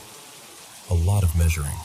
A lot of awkward, "Hi, I swear I'm not trespassing" conversations. One afternoon, I had a short list of site visits, and one of them was a dock allegedly built behind a house that backed up to a salt marsh. The neighborhood was the kind of place where every driveway looked like it cost more than my entire yearly salary. Big homes, manicured hedges, boat lifts, the whole quiet wealth thing. And then I pulled up to this address. Right away, it looked wrong. Not just needs repairs, but like it had been dropped there from a totally different reality. On the corner were two gorgeous modern homes, fresh siding, perfect landscaping, bright windows. But the house I was supposed to inspect looked like it was halfway to collapse. Warped, rotting wood, shingles curling off the roof, weeds swallowing the yard. It had that defeated, abandoned look, like it had been losing a slow fight with the sea for decades. Except for one detail. The white picket fence. That fence was immaculate. Bright, clean, straight as a ruler, like someone had painted it that morning and stood back proudly to admire their work. It didn't match anything else about the place. I remember sitting in my car with the paperwork in my lap, checking the address again and again. The blueprint didn't even seem to match the shape of the house I was looking at. But the neighboring houses lined up perfectly with their addresses, so I knew I wasn't on the wrong street. So I did what I always do. I walked up and tried the front door first. The storm door was hanging open. The inner screen door was shut, but it was torn in a couple places like an animal had clawed through it. I knocked, rang the bell, knocked again, louder. Nothing. And that was weird because who leaves their front door open in a neighborhood like this? I waited, listening. No footsteps, no TV, no voices. Just that coastal quiet, distant gulls, faint wind. My next thought was, okay, they're probably in the backyard. That happens all the time. So I went to head around the side of the house and realized I couldn't. The fence ran seamlessly along the property line and connected into the neighbors' fences like one continuous wall. And there was no gate, not on either side. No latch, no break in the line. Just a clean, tall, pristine barrier. That's when I started feeling, not scared exactly, but unsettled. Like my brain was trying to fit puzzle pieces together and they refused to connect. Still, I figured I could at least peek into the backyard, see if the dock existed, take a couple notes, and call it a day. I tried to look through the fence slats, but the angle was all wrong. So I grabbed the top rail and pulled myself up enough to look over. And what I saw made my stomach drop in the strangest way, because it was so blank. A perfectly square yard, completely level. Grass trimmed so close and evenly it looked like turf on a putting green. Not a toy, not a chair, not a tree, no flower beds, no shed, no little path worn into the lawn. Nothing. Just this unnaturally flawless green rectangle, like somebody had drawn backyard from memory without ever actually standing in one. And I remember thinking, how? How is this grass so perfect if there's no way to get equipment back here? Which made absolutely no sense, because the whole point of this permit was a dock. Why build a dock you can't reach? Why buy waterfront property and then wall yourself off from the view? I stood there, staring, trying to make it make sense. And at that point I decided, all right, this is a wash. I'll report I couldn't access the backyard. Annoying, but not unheard of. As I walked back toward my car, I glanced at the front door again, still open, and that little voice in my head went, "Someone has to be inside. This can't be nothing." So instead of leaving, I drifted toward the front windows. The glass was grimy, and the curtains were this faded, dusty lavender. I found a small gap in the fabric and leaned in just enough to see inside. And it was worse. The interior looked like the house had been drowned and then forgotten. The walls were blotched and peeling. The carpet was shredded and bunched up in heaps, like someone had ripped it apart and left it there. There was no furniture, no lamps, no photos. Nothing that said, "A person lives here." Just emptiness and decay. Then the smell hit me. At first it was faint, just a whiff when I leaned close. But the more I stood there, the more it crawled into my lungs. Sour, salty, rotten. Like stagnant seawater trapped in a basement. Like low tide baking in the sun, but sealed inside a house. I backed up, heart thumping, and told myself, "Okay, one more try at the door, then I'm leaving." I stepped onto the porch, called out, "Hello? Anyone home?" No answer. I tried again, louder, and introduced myself. Name, office, why I was there, the whole professional script. Still nothing. And I don't know why. Honestly, I still don't. But my mind went to the worst-case scenario. What if someone is hurt? What if this place was broken into? What if the open door isn't carelessness, but something else? So I opened the torn screen door and stepped inside. Just one step. Then life got busy. A big coastal storm hit that fall, and suddenly we were drowning in repair permits and inspections. The weird corner house got pushed to the back of my mind. Until the next year, when that old permit resurfaced in my stack. I stared at it for a long time before I finally drove back out there. Camera in my bag this time, determined to at least document whatever I could. I turned onto the street, slowed as I approached the corner, and the house was gone. And I don't mean demolished. I don't mean replaced. I mean, it was like it had never existed. The two expensive neighboring houses were still there, looking perfectly normal. But now they seemed closer together, each occupying one side of the corner like they had always been arranged that way. Where that derelict house had sat, there was just space. A clean, empty corner. Nothing to suggest a foundation, no construction debris, no fresh soil, no sign that anything had been removed. I checked the addresses again. Both neighbors matched. I checked my permit paperwork. Same as before. But the house I had stepped into, smelled, heard, felt, was simply not there. I took photos anyway. I went back to my supervisor, handed them over, and all I could really do was shrug like, I don't know what to tell you. The permit eventually got marked as unresolved and dropped. I moved on to other assignments, other sites, other normal corners of the world. But every so often, for no obvious reason, I'll think of that perfect fence and that empty green square of lawn, and that smell like trapped low tide. And I still get that same cold little twist in my stomach. Because I know what I saw. And I know what I felt. And I don't know where that house went, or if it was ever there at all.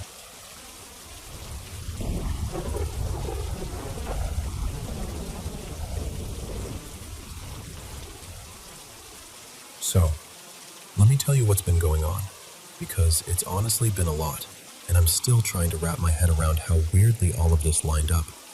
A little while ago, I reconnected with an old friend.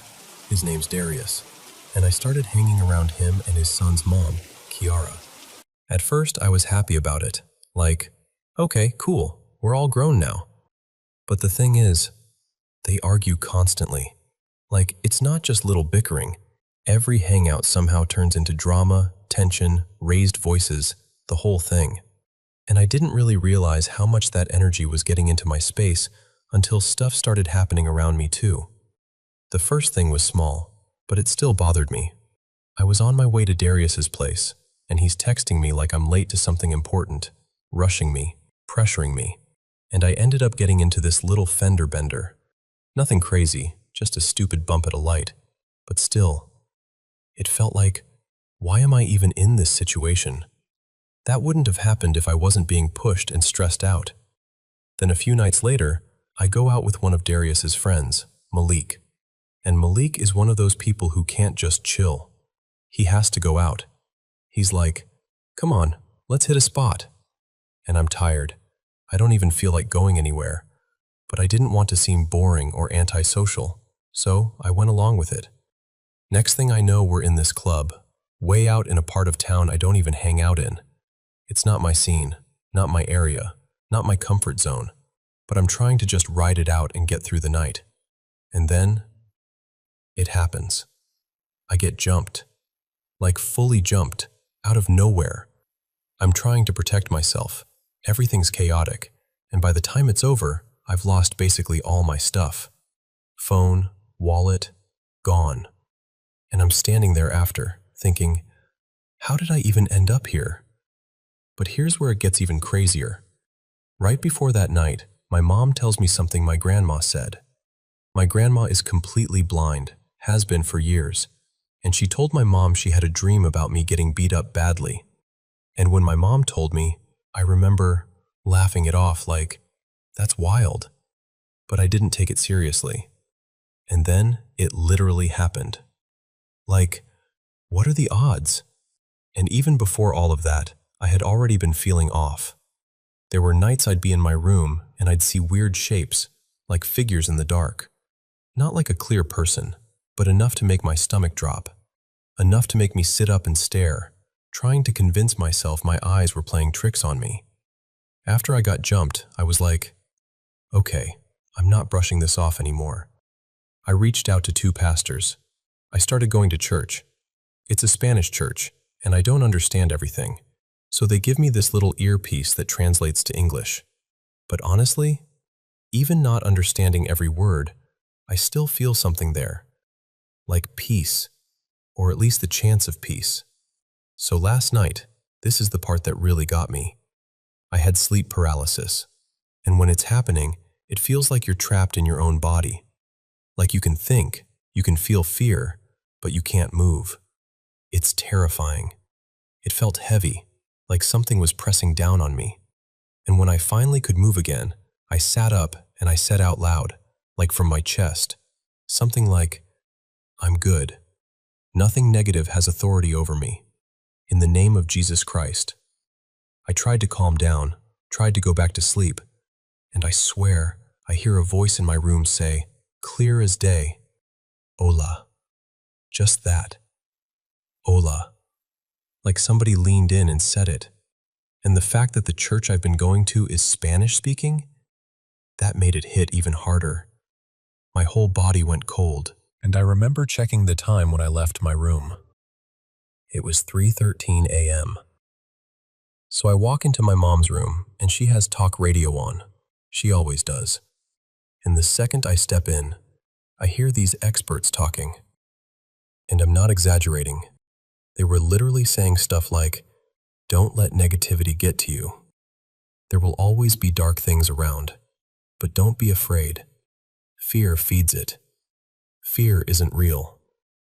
And I'm standing there in the doorway thinking, are you serious right now?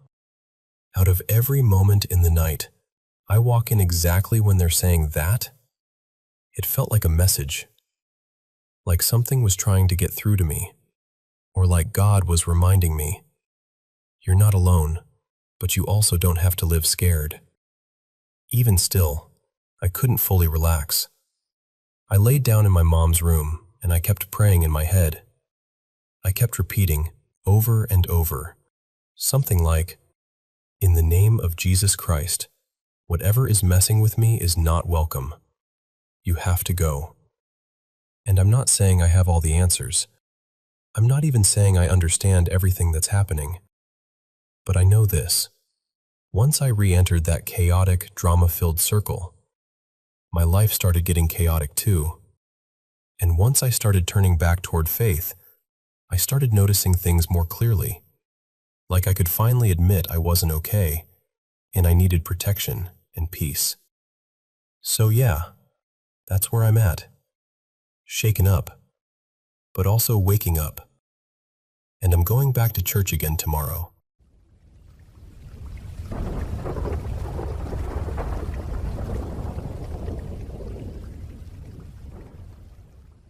So, I'm still getting that cold, prickly feeling just thinking about this. It started on a Sunday night, right after I put my little one, Mila, she's just over 2, down for bed. I'm talking the usual routine. She's sleepy but awake. I tuck her in. We do our little phrases, the whole thing.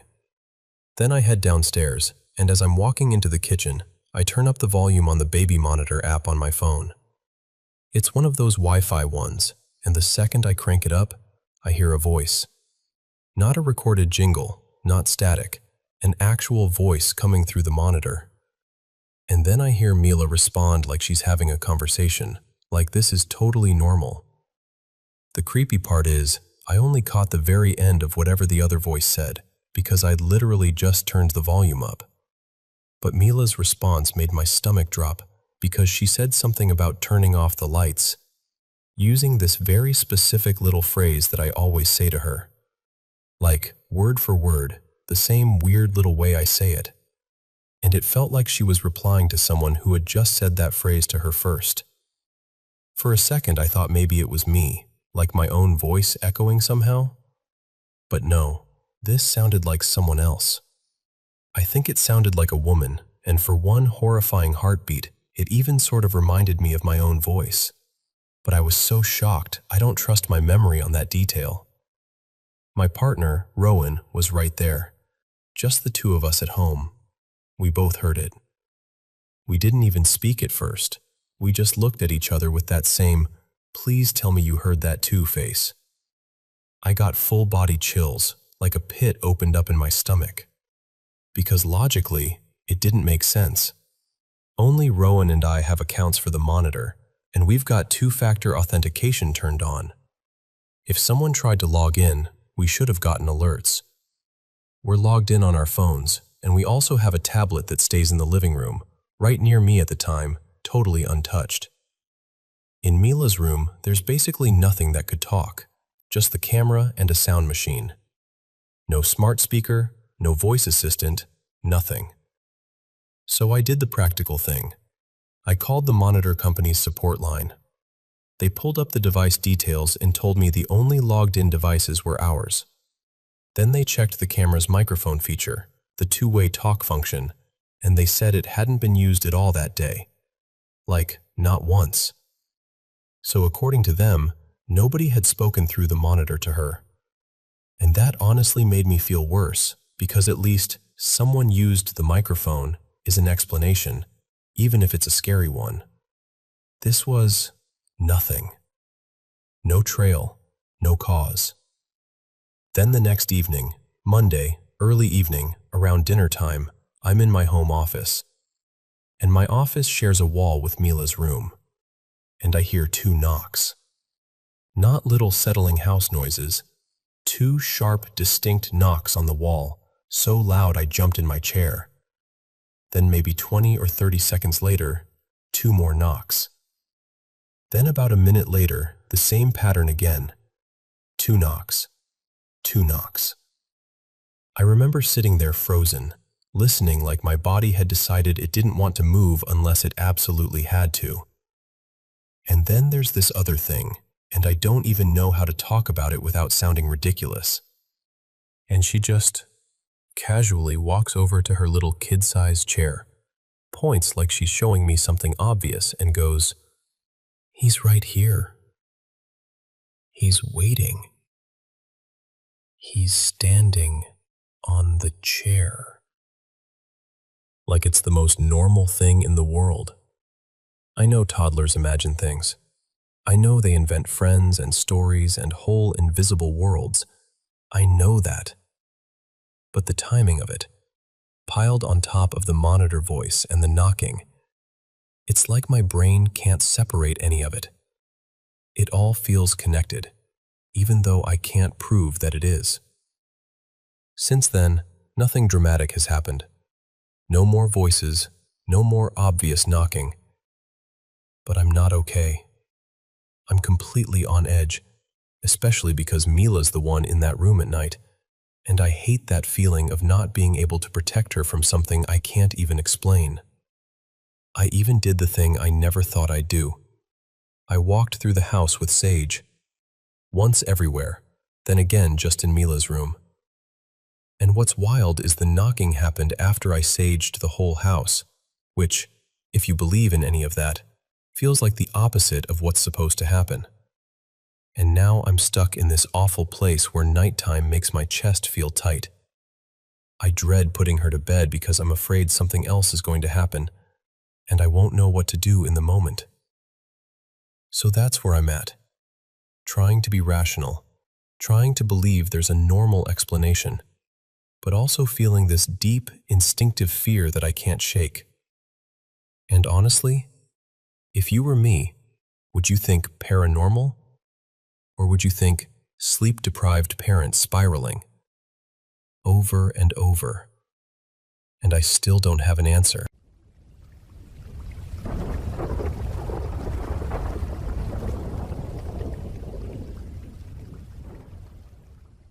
Okay, so I never know where to file this one in my brain. Paranormal feels too dramatic, but glitch in the Matrix is honestly closer. I'm 32 now, and I still don't have an explanation for what happened that night. I also don't tell it much because it sounds ridiculous on paper, like it's about a stupid cupcake. But it's one of the weirdest things that's ever happened to me. This was when I was about 16 or 17. My friend, let's call her Maya, and I had just left this house party. Nothing wild, just a typical teen thing.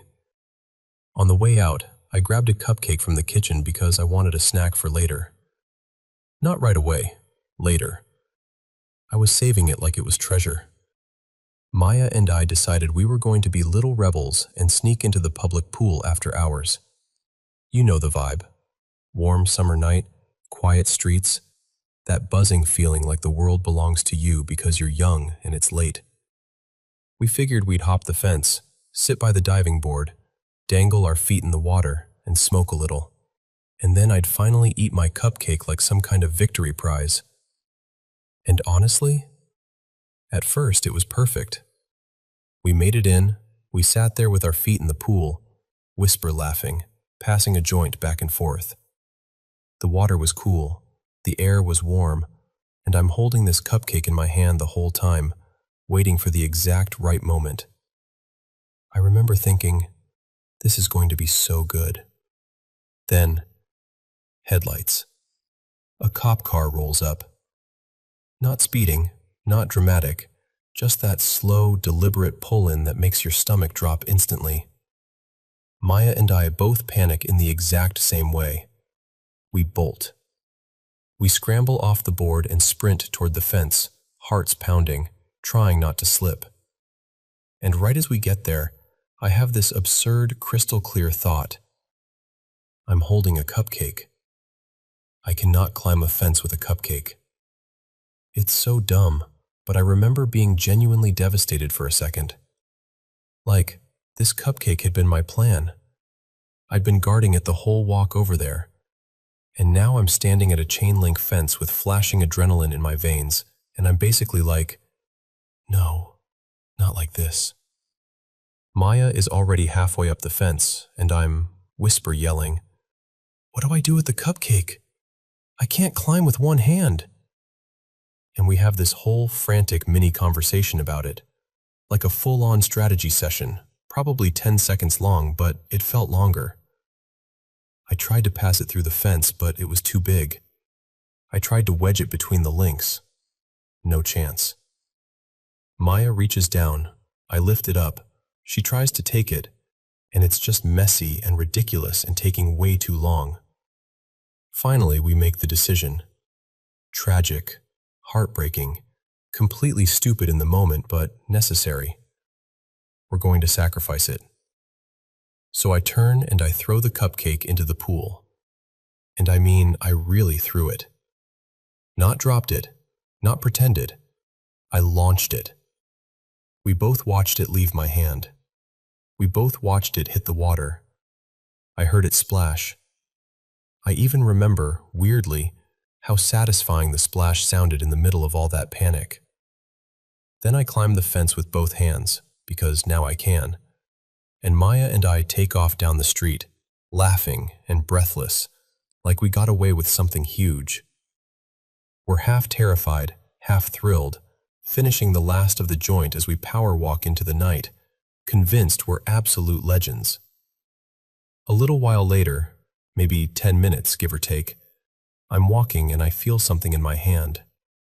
I look down, and my stomach drops in this slow, sick way. Because the cupcake is in my hand. Not smashed, not soaking wet, not gone. Just there. Like it never left. And then I freak out too. It was this bizarre mix of laughter and fear, like our brains couldn't decide if it was hilarious or deeply wrong. Because we both remembered sacrificing it. We both saw it hit the water. We both heard the splash. And yet here it was, sitting in my palm like it had been waiting patiently for me to notice. And yeah, before anyone asks, were we high? A little. But we weren't wasted. We weren't drinking at that party, and this wasn't the kind of high where you hallucinate a whole cupcake flying into a pool. Plus, there were too many steps. The whole fence situation, the passing it up, the "it won't fit," the final decision to throw it. Those details were burned into both of our memories. I physically couldn't have climbed that fence with one hand. That was the whole problem. And the craziest part is, it wasn't like we forgot and found another cupcake. It was the cupcake. The one I'd been hoarding like a gremlin for the perfect moment. The one we mourned for like a full 10 seconds. Years later, I ran into Maya, randomly, at this bar. We hadn't really talked in ages, but somehow the story came up, and the second I mentioned the cupcake, she got this look on her face like, oh my God, that happened. We sat there like actual adults, sober, talking it through seriously. And she remembered it the same way I did. The fence, the cop, the splash, the laughter as we ran. And then the moment I stopped and looked down, and there it was. No explanation, no satisfying ending. Just one of those moments that makes you feel like the universe blinked for half a second and then carried on like nothing happened. And honestly, every time I think about it, I still get that same feeling. Like, I'm not saying cupcakes are haunted, but I am saying that cupcake refused to be abandoned.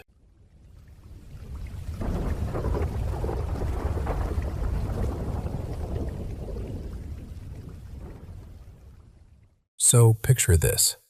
I'm telling you about the little house we moved into back in June. It was built in 1963, and we're only the second people to ever really live here. The first owners were this older couple, the kind you can just tell took pride in the place. Neighbors told us the wife passed away in her late 80s, and the husband, he was in his 90s, eventually moved in with family because he needed more help. Honestly, it just made me feel kind of tender about the home, you know? Like it held a whole lifetime of ordinary, loving routines. And the funny thing is, I never felt anything off here. If anything, it felt calmer than my last apartment. Back there, I'd wake up in the middle of the night with that gross feeling of being watched. Here? Nothing like that. The only almost thing was our dog. His name's Biscuit. He's a sweet little nervous guy. The first couple weeks, he'd wake up and bark in the middle of the night, but we blamed it on moving stress. He still sometimes barks at the sliding glass door in the kitchen like it personally offended him. I swear it's just his reflection freaking him out. He's dramatic. Okay, so fast forward to the beginning of October 2nd actually, when we got home from our wedding. We'd gotten married in Maui, and someone there told us to hang up our flower lace for good luck. So we did. We hung them near the entryway, right by the front door, like a little reminder. We're home. We did it. We're married. I work from home, so during the day it's usually just me and Biscuit. And that afternoon, I don't know, it was one of those, days. The power flickered out 4 times in a row, like off, on, off, on. On the last flicker, something in the living room made this horrible, high-pitched noise. Not the TV. TV wasn't even on, but this little sound bar under it started shrieking like it was dying. I actually jumped. I yanked the plug out of the wall and the house went quiet again. At the time, I was like, okay, power surge. Electronics are weird. Whatever.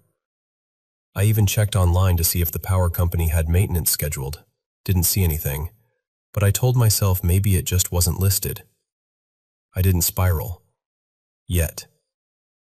The weirder part didn't happen until later that night. I'm in the kitchen and I hear this loud rustling sound, like someone aggressively handling a bunch of dried flowers or crinkly leaves. It came from the entryway. And I walk over, and there are the Lays, on the floor, just sitting there. And I'm staring at them like, no, that doesn't make sense. Because they weren't balanced on a hook or draped over something flimsy. They were hung up with a nail, a solid nail. And we don't even have central air, no vents blasting, no big gusts, nothing that should have knocked them down. Biscuit absolutely loses it. He's barking like somebody's in the house. Like full body, hackles up, I'm about to protect this family with my entire soul mode. And I'm not gonna lie, I felt my stomach drop a little. Not full panic, just that cold little ripple of, wait, what? When Evan, my husband, got home, I told him right away.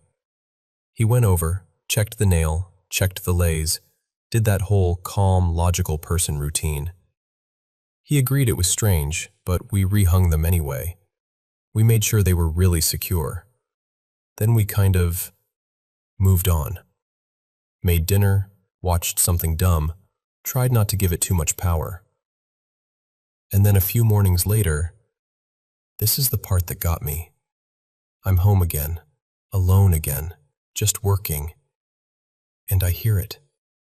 That same loud rustling. Not subtle, like it wanted to be noticed. And poor Biscuit. He was shaking, not just barking, shaking. I ended up scooping him up and just holding him for the longest time, like a baby, walking around, whispering, "You're okay. You're okay." Even though I'm pretty sure I was also saying it for myself. So here's where I'm at. I don't know if I'm overreacting. Part of me is like, it's physics. It's the nail. It's the weight. It's humidity. It's literally anything normal. But then there's that other part of me that's standing in the hallway, remembering how loud that rustling was, how it happened twice, how my dog reacted, how weird the timing felt with the power surges. And I've already done all the little just-in-case things, you know? I cleaned the energy when we first moved in. I've lit incense after having people over. I've tried to make the house feel peaceful and intentional and safe. So when I ask, am I overreacting?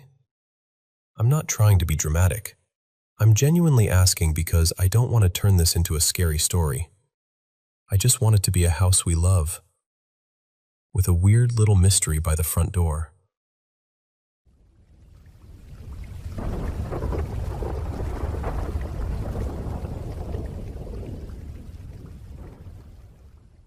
Hello everyone, welcome back to the Paranormal M channel.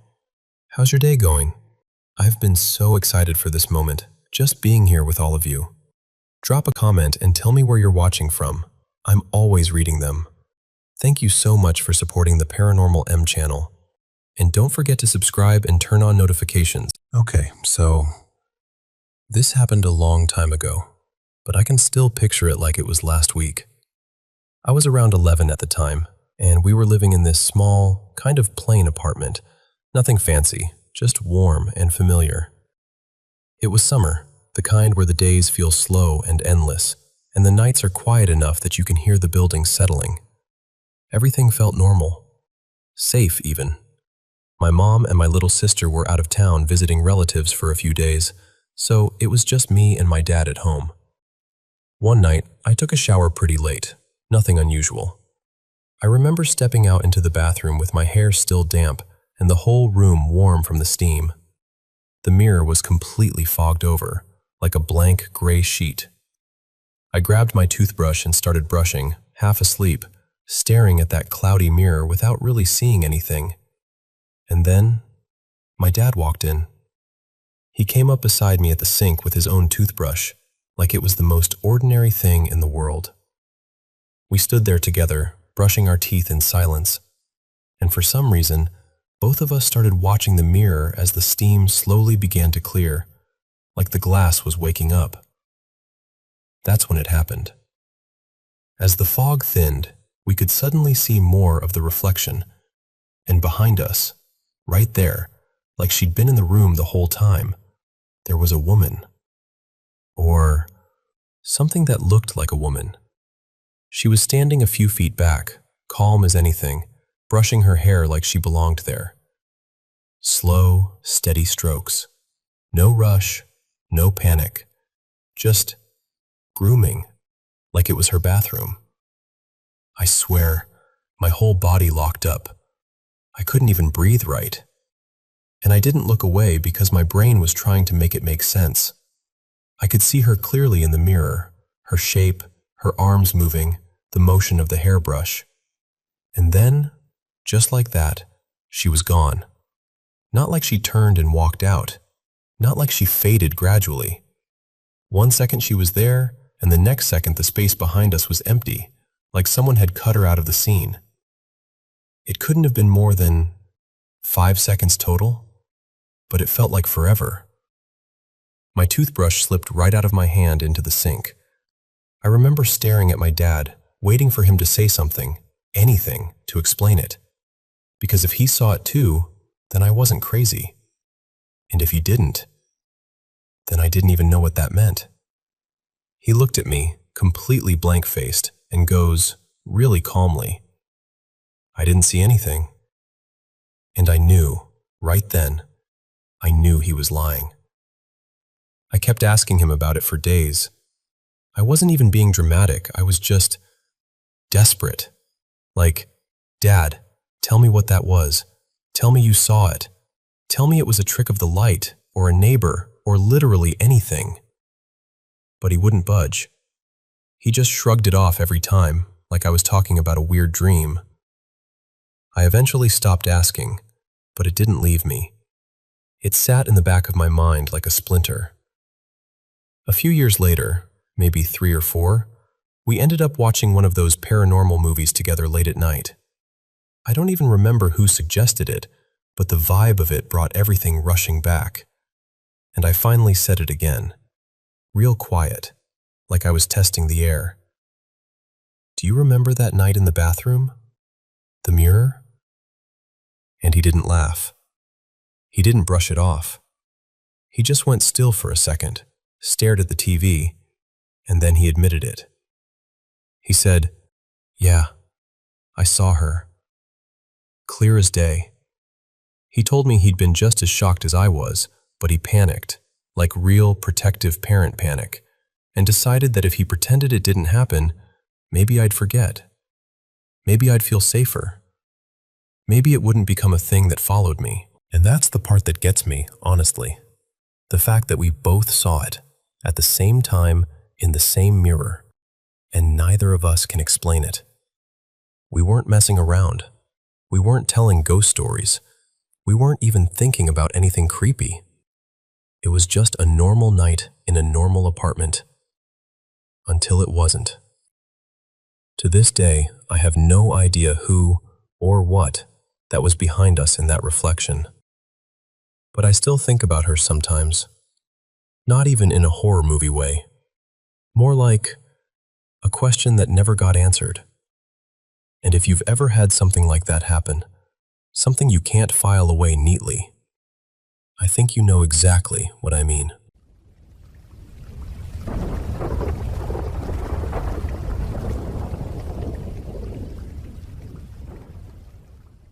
Hey, so let me set the scene for you. I live out in what used to be nothing but quiet countryside, and now it's turning into a town right in front of my eyes. You know the kind of change I mean. Bulldozers, fresh roads that smell like tar, big signs for future grocery stores, rows of new houses popping up where deer used to cross. It's all still half finished, though. My little neighborhood sits right on the edge of it, woods on one side, and on the other, just long stretches of open land where you can see for what feels like forever. And from the very first night I spent here, I had this feeling, like I was being watched whenever I stepped outside. Not always in a dramatic way either. Sometimes it felt distant, like whatever it was noticed me the way you notice a passing car, not really interested. But other times it felt focused. Like I was the only thing in the whole yard that mattered. Especially after dark, when the sky was clear and the moonlight made the grass look almost silver. I'll be honest, I did the stupid thing we all swear we wouldn't do. I challenged it. Not because I wanted trouble, more like I needed to know I could walk into my own backyard without feeling like a guest who might be asked to leave. So I started doing this weird little routine. I'd step farther out into the yard, closer to where the trees get thicker, where the shadows swallow the light. I'd stay a little longer each time, and the whole time I'd talk, out loud. I'd say things like, "I'm just grabbing something real quick," or "I'm only walking out here because this is my yard, okay?" And always, I'd add something like, "No disrespect, I mean that." It probably sounds ridiculous, but it felt important. Like setting a boundary, but gently. Like, I see you, and I'm not here to fight you. Eventually, I started saying something else too. Something softer. "I respect that you were here first," I'd tell the dark. "I really do. And I don't mind sharing this space. But I don't appreciate being scared at my own home." And I meant it. I wasn't trying to claim the land like I owned the whole history of it. I didn't choose this place because I wanted to move into someone else's territory. Life just put me here. This went on for a long time, and at first the presence felt protective, almost threatening, like a warning. But over time, it shifted. The fear eased. The vibe changed from stay back to something more curious. Like it was watching me because it was trying to figure me out. And then the feathers started. I know, feathers aren't exactly rare. There are birds everywhere out here. But here's the thing. For months, I didn't find a single one. Not one. Then suddenly, after those daytime moments started, where I'd feel that same awareness even in full sun, I began spotting feathers on the ground like little gifts. At first it was one feather here and there. I would get genuinely excited, like a kid finding seashells. I started keeping them. I found this old glass jar in the kitchen and tossed them in, and it became this oddly comforting collection. Then it ramped up. 1 or 2 turned into 5. 5 turned into a dozen.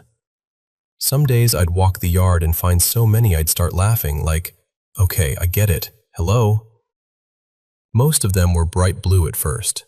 Blue jay feathers. Those sharp little flashes of color that don't even look real against the dirt. Then other kinds started showing up. Softer ones. Speckled ones. A dark one that looked almost black until the sun hit it. And one morning, this is my favorite, something happened that I still can't explain without my skin prickling. That one beat everything for me. Even the glossy dark feather I found later, and the smaller, sturdier one that looked like it belonged to a young hawk. The day after the owl feather, I found a handful of little soft tufts nearby, like someone had shaken out a pocket of moonlight. That whole feather thing carried on for months, until the weather cooled and the birds thinned out. The jar is pretty full now, and honestly, the feathers started feeling like proof that whatever this was, it wasn't just my imagination running away with me. Like there was a conversation happening, in a language I didn't fully understand. Then, a couple of weeks ago, something happened that knocked all the calm right out of me. It was late afternoon, not even fully dark yet. I was outside with my dogs, Rue and Miso, just letting them sniff around while I babbled to them the way people do when they love their animals and don't care who thinks it's weird. The air had that cold edge to it, and the sky looked washed out, like winter was practicing. And I felt the presence again. Only this time, it was close. I actually smiled without thinking. That's how familiar it had gotten, like noticing a neighbor you don't talk to, but you've seen enough times that it doesn't feel threatening anymore. And then, out of the corner of my eye, something moved. Not a squirrel, not a bird, not wind. A shape stepped out from behind a tree on the far side of the yard. I swear to you, my whole body reacted before my mind even caught up. Goosebumps climbed my arms like someone dragged ice across my skin. Every hair on my neck lifted. The back of my head went tight, like my instincts were trying to pull me backward. And for a second, I couldn't make sense of what I was seeing. It looked like a person, but not exactly. This figure was draped in fur and rough hide, the kind of clothing that doesn't belong in any modern day. There were bits of bone and sticks tied on, like ornaments, like tools, like warnings. And on its head was a skull. Not just any skull. It had antlers, huge, branching antlers, bigger than anything I've ever seen in real life. The skull sat like a mask, and behind the empty sockets, I could feel eyes, like something was looking through it. It met my gaze, locked on. And then it did the strangest thing. It nodded. Not aggressive, not rushed, just a slow, deliberate nod, like, I see you, I acknowledge you. It took one step and it was gone. Not ran, not ducked, just disappeared in a way that made my brain scramble for an explanation it couldn't find. Rue and Miso started barking like crazy at something across the street, like they heard or saw a separate disturbance. But my third dog, Juno, the one who usually acts like affection is a personal insult, stood perfectly still, staring at the exact spot where the figure had been. And then Juno stepped closer to me, right up beside my leg. That's the part that keeps looping in my head, because I can explain away a lot of things. Shadows, nerves, stress, the mind playing tricks. But my dog acknowledged it. Not with a bark, not with fear, more like caution and recognition. So now I'm left holding this memory like a stone in my pocket. I don't know what it was. I'm not going to pretend I do.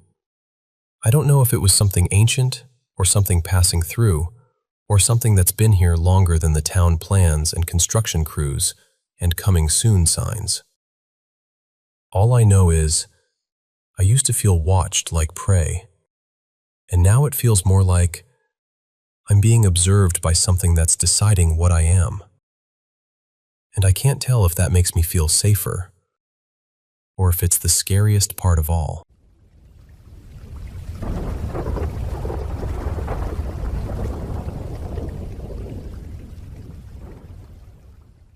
So, I'm going to tell you about something that still makes my stomach do that slow, awful drop when I think about it. For context, I'm 26 now, but this happened when I was maybe 12 or 13, somewhere around 2011 or 2012. And I'll be honest with you, there are pieces that are fuzzy because of a head injury I had later on. Dates, small details, the exact order of a couple moments. It's not all perfectly stitched together in my head, but the feeling of it, that part is crystal clear. My family and I were road tripping like we'd done a bunch of times, one of those long hauls between states. I want to say we were headed from Washington down toward Oklahoma, but even that part flips around in my memory sometimes. Either way, it was one of those trips where the day has been nothing but highway, snacks, and everybody slowly getting quieter as the sun goes down. We had 2 vehicles because of all the luggage. I was in the SUV with my mom and my little sister. She was around 9. My older brother Ethan was in a smaller sedan with his girlfriend at the time, Mariah, who's his wife now, which is kind of funny considering this story still comes up at family gatherings. It was late. Like, properly night. We'd been driving through this stretch of road where pine trees packed in tight on both sides, like walls. The GPS, one of those old suction cup ones stuck to the windshield, kept saying we wouldn't hit another town for miles. And then we saw lights ahead. Not just 1 or 2. A little cluster, like a town. And I remember my mom saying something like, "Maybe the GPS is out of date." Because back then, those things missed small places all the time. Ethan called my mom while we were still coming up on it. He sounded tired, like he was fighting sleep. He told her Mariah had already knocked out, and he didn't think he could safely keep going. My mom, who almost never admits she's tired, paused and said she was feeling it too. So we agreed we'd pull in, find a motel, sleep a few hours, and continue in the morning. Ethan slowed down and tucked in behind us so he could follow our lead into town. And that's when the weird part started.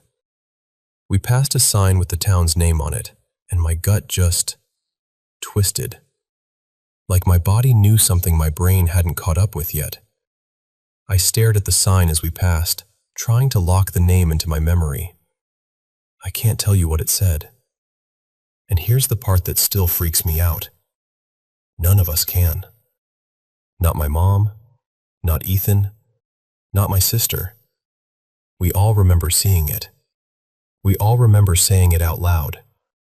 We even wrote it down later, more than once, because my mom was dead set on never accidentally driving through there again. But the name never stuck.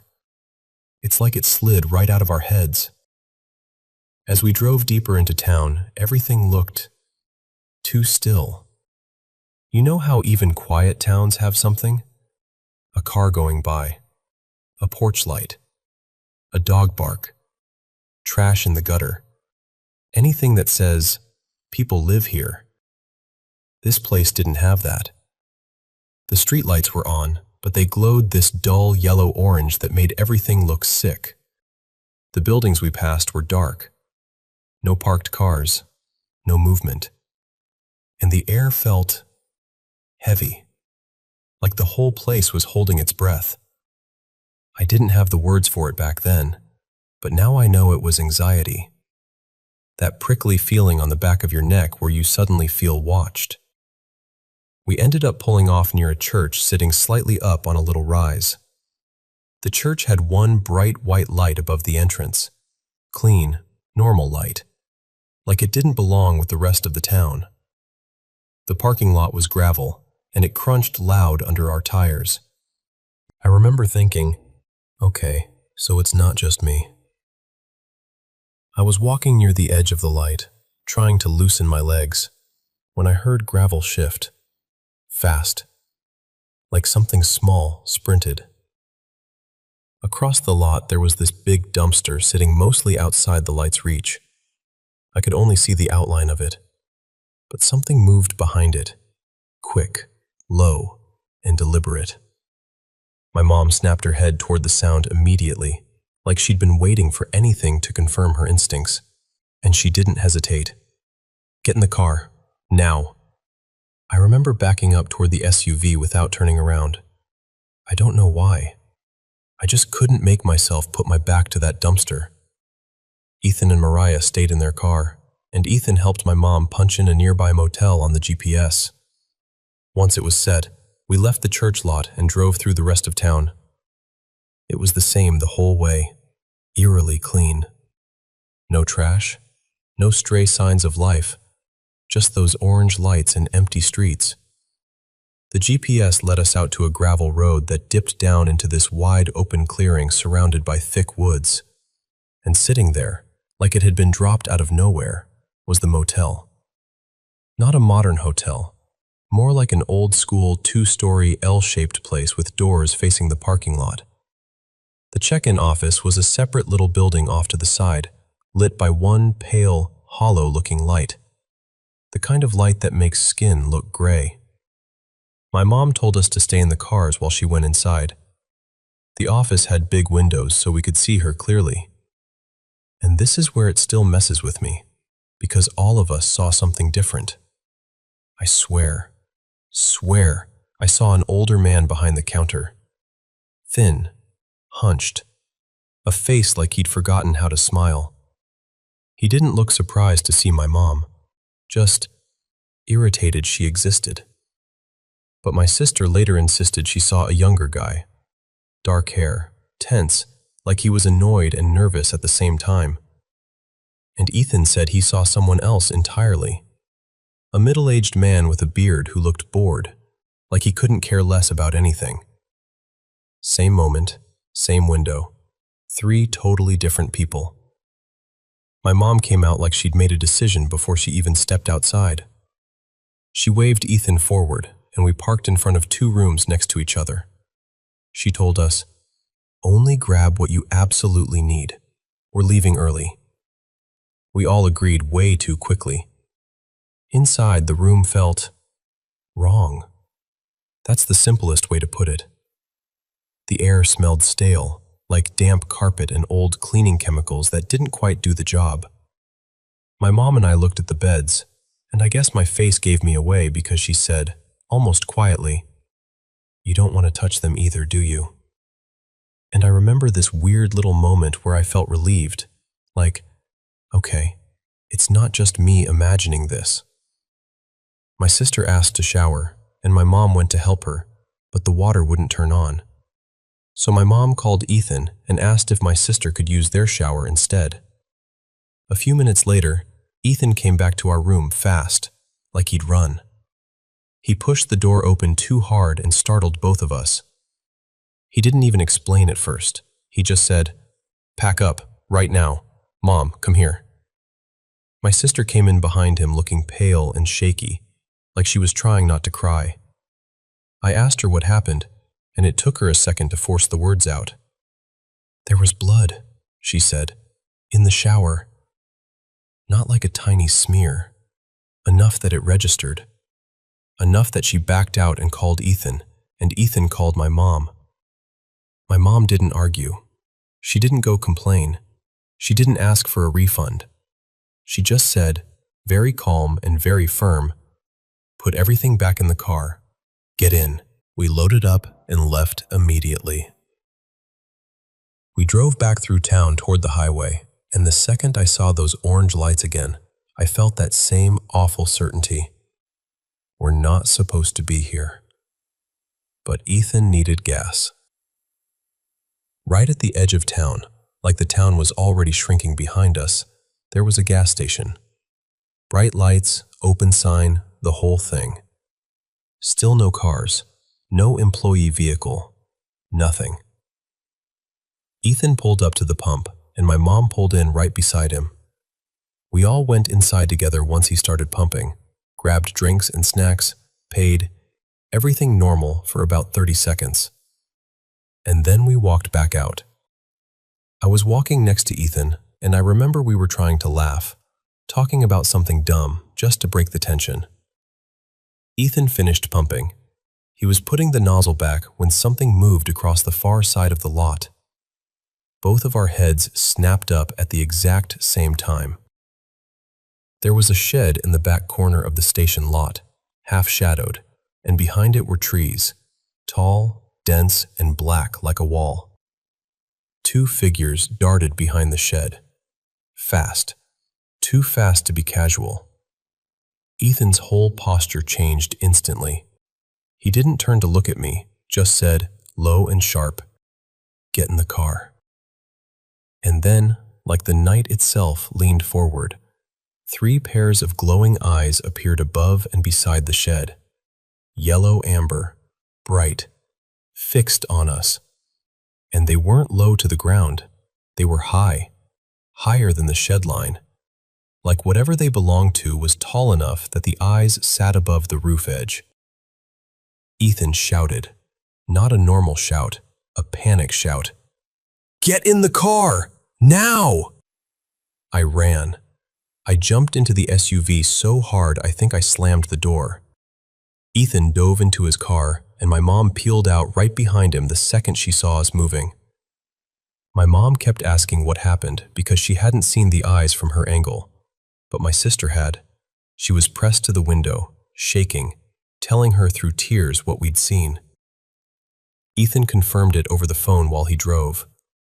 Eyes, 3 sets, by the shed, 2 high. No one spoke for a few minutes after that. Just road noise, breathing, the sound of fear settling in your chest. We drove to the next town we recognized, an actual town with normal lights and cars, and checked into a Holiday Inn. Bright lobby, families, vending machines, all of it. Like reality had snapped back into place. And we stayed up for a while in one of the rooms, going over it again and again, trying to make it make sense.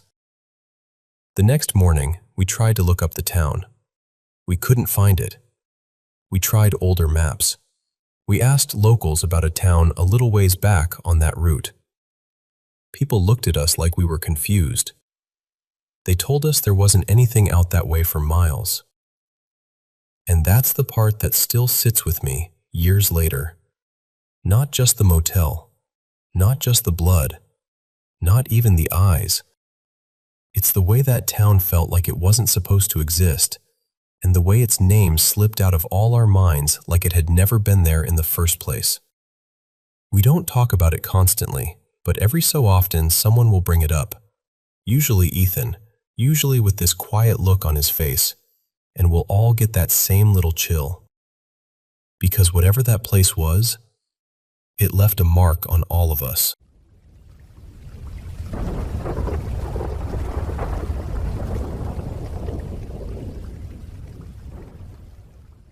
So I've always been a weird sleeper in this one specific way. Unless I'm completely out cold, I'm usually aware that I'm asleep. Like, I can still sense the room. I can still feel when something shifts. It's hard to explain without sounding dramatic, but it's been true for me forever. This happened a couple years back, and I still don't have a clean explanation for it. It was late, properly dark, and I was in my room asleep when I got this sudden, heavy feeling, like that instinctual drop in your stomach when you know someone is looking at you. I'm the kind of person who trusts that feeling because it's almost always right for me. I remember my eyes opening really slowly, like my body was bracing itself, and at the end of my bed, there was my mom. Except, okay, her name's Elaine in this story, because even now it feels unreal, like it happened to someone else. Elaine was standing right there at the foot of my bed, in the exact same soft t-shirt and pajama bottoms she'd been wearing earlier. My eyes adjusted fast enough that I could see her clearly, and what got me immediately was that she wasn't moving, not shifting her weight, not breathing in a way I could notice, not doing that normal little human movement people do without thinking. And the vibe coming off her was wrong. Her posture looked normal at first glance, but the longer I stared, the more it felt like she was being pulled down, like her body was too heavy for itself. And her face, she had my mom's face, sure, but it didn't feel like it was her behind it. Her eyes were the worst part. They were the right color, the right shape, the right everything.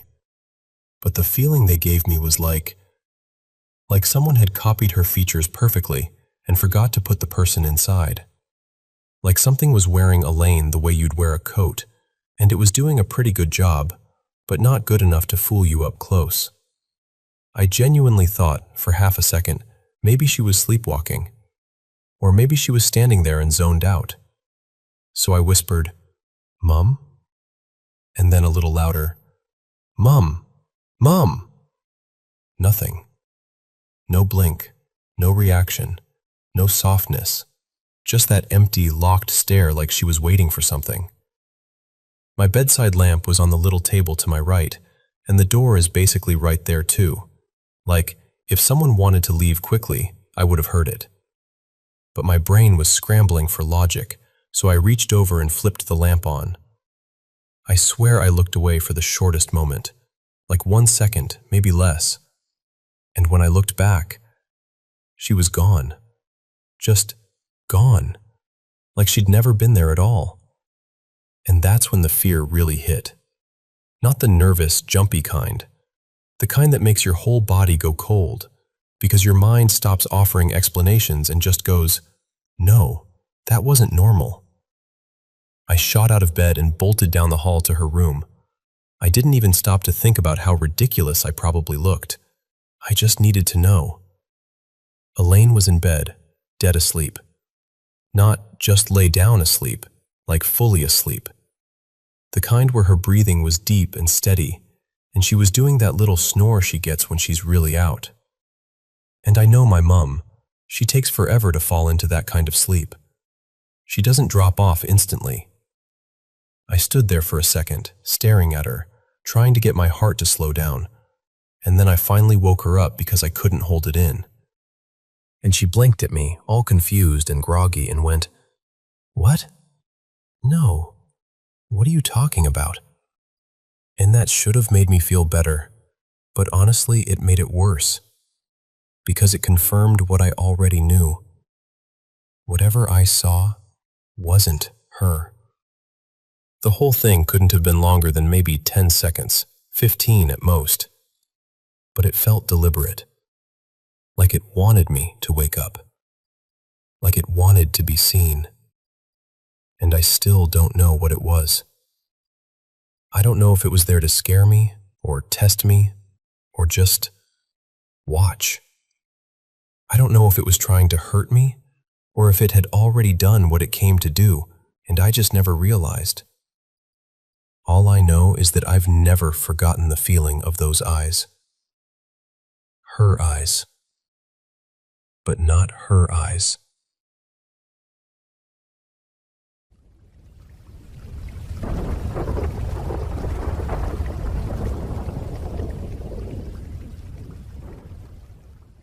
So, for a long time, I kept hearing this noise.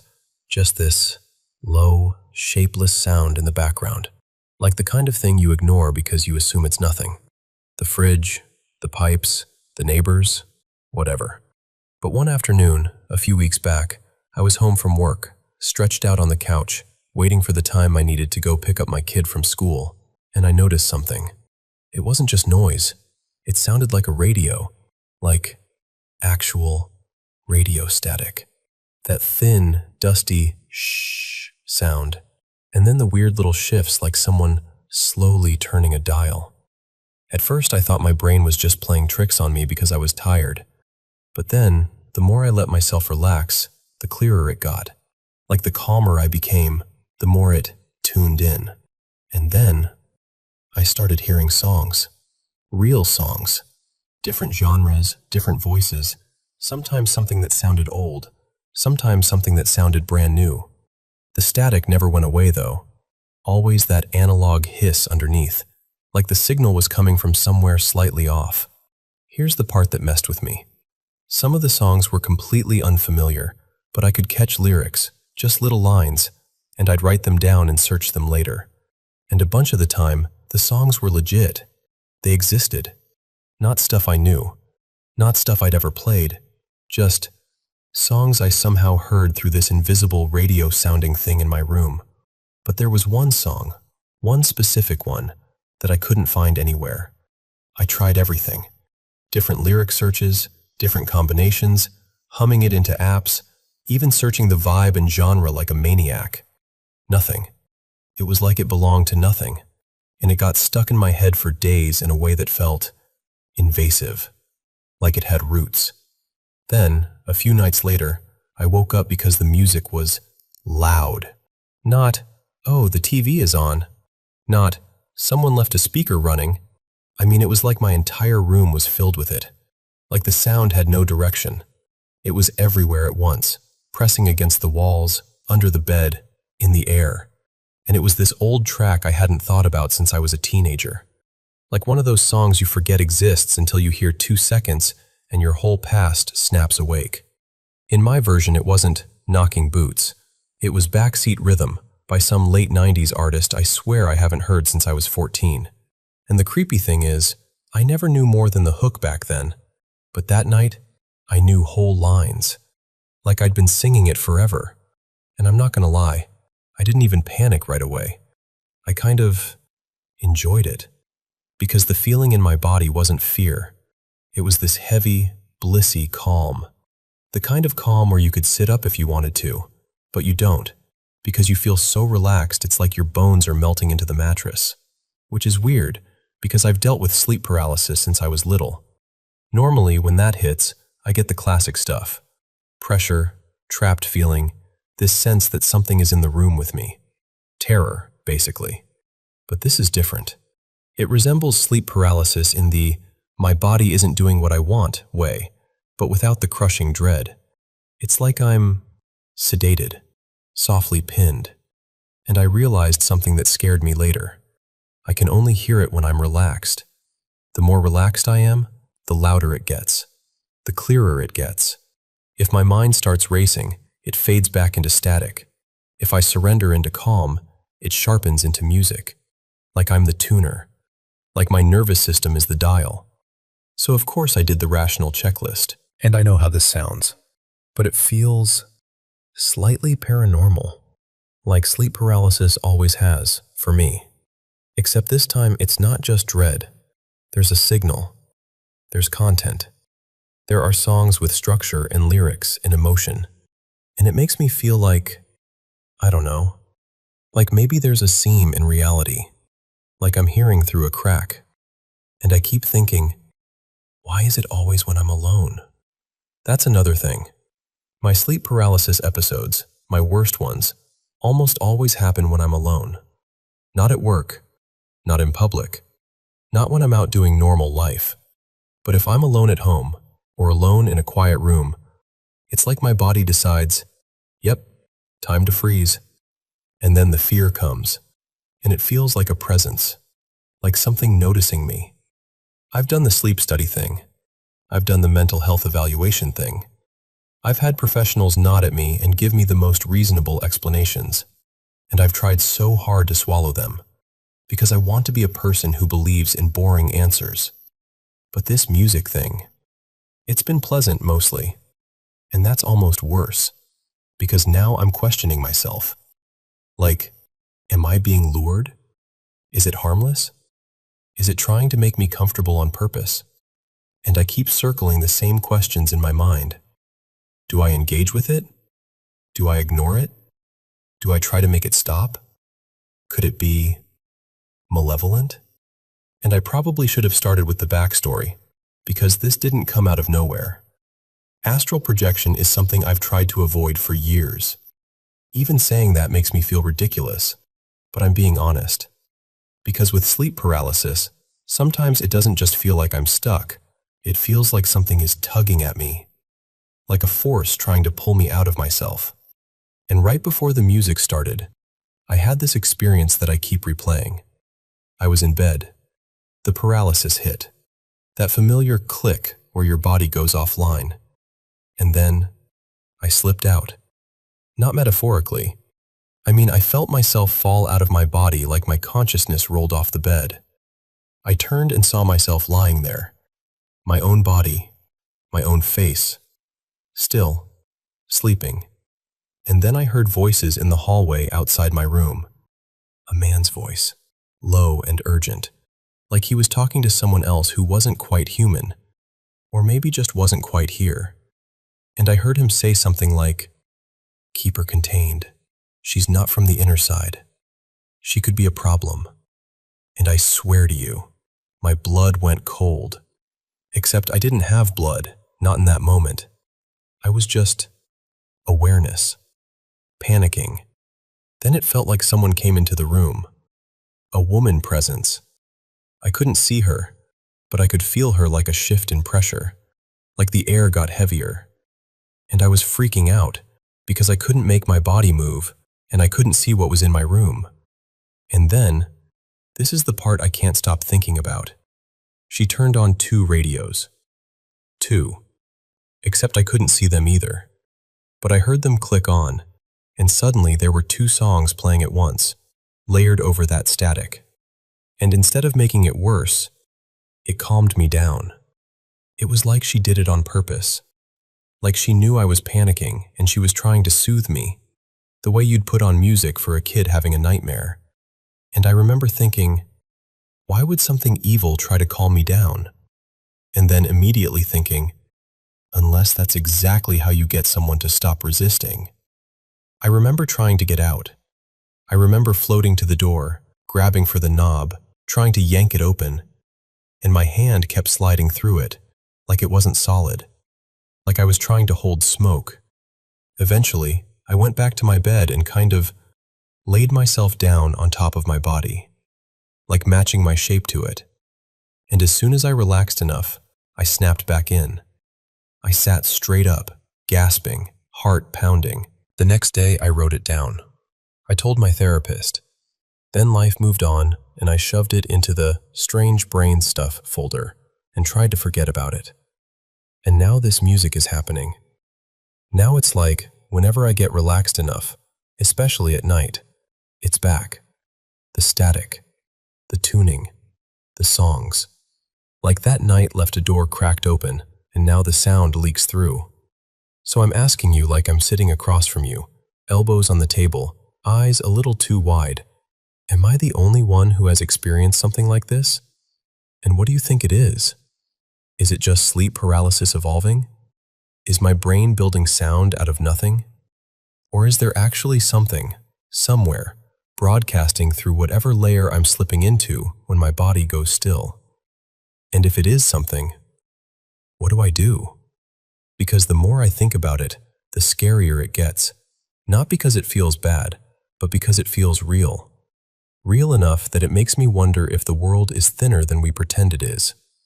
Like there's another world pressed right up against ours, separated by a veil you can accidentally breathe through when you're too calm, too alone, too quiet. Do I listen closer?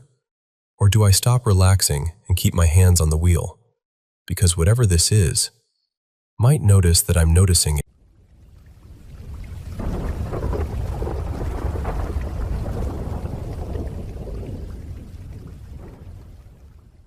Okay, so let me tell you about this place, because even now, thinking back on it makes my skin go a little tight, like the air itself is remembering.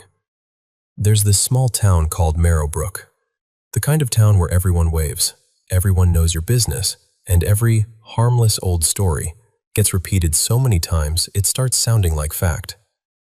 And on the edge of it, just beyond the last few streetlights, there's an old estate people don't talk about unless they're trying to scare you on purpose. They called it the Renmore House. It was this towering Victorian mansion with sharp gables and a wraparound porch that sagged like tired shoulders. Ivy had crawled all over the brick for years, thick as a blanket, and the trees around it leaned in close like they were keeping a secret. The house had been empty forever, decades at least. The windows were dark, the gate half swallowed by weeds, and still, folks acted like it was listening. Then a couple moved in. Not James and Clara, different pair, Elliot and Mara. Young, hopeful, the kind of people who see rot and dust and think, we can bring it back. They bought the place cheap, and you could tell they were proud, like they'd rescued something. The first night they slept there, Mara told me the lights started acting strange. Not just flickering like bad wiring. No, it was patterned. Like somebody was tapping out a slow little code. Bright, dim, bright, dim. Pause, and then again. Elliot, of course, did the practical thing. Old house, he said. Old electrical. He even laughed, like he was trying to shame the fear out of the room. But Mara couldn't shake the feeling that the house was doing it on purpose, like it wanted them to notice. And then came the smells. That's the part that gets me the most, honestly. Because you can explain a draft. You can explain creaky floors. But a scent, strong enough to fill a room, appearing out of nowhere? That's different. One minute, she'd be unpacking dishes, and suddenly the kitchen would reek of honeyed roses, sweet and thick like a funeral arrangement left too long in heat. Then it would vanish, and a few hours later she'd catch the sharp, bitter sting of burnt bread, like someone had forgotten toast in a dark corner. Sometimes it was wet soil, that cold garden smell, like freshly turned earth after rain. And once, she swore it was smoke and myrrh, like incense drifting through a church that wasn't there. It wasn't constant. That was the thing. It came like a visitor. And it always seemed to happen when Mara was alone. One evening, Elliot drove into town to pick up supplies. Paint rollers, wood filler, all that restoration stuff. Mara stayed behind in the parlor with a book, trying to ignore how enormous the house felt at night. She said she was reading the same paragraph over and over because the silence was too loud. Then the temperature dropped. Not slowly, instantly. Like someone had opened a freezer door inside the walls. She looked up, expecting maybe a window had slipped open, but the curtains weren't moving. Still, a gust ran through the room, curling around her ankles and up her spine, and she felt this soft touch. Like lips. Not a peck, not something playful, just a delicate brush against her cheek, so gentle it was almost tender. After that, it escalated. The smells became more frequent, stronger. The lights began to pulse even when no one was near a switch, and Mara started waking up at night with the strangest sense of being watched. No, not watched. Waited for. Then came the night she woke to the feeling of a kiss. Right on the mouth. Warm, unhurried, almost affectionate.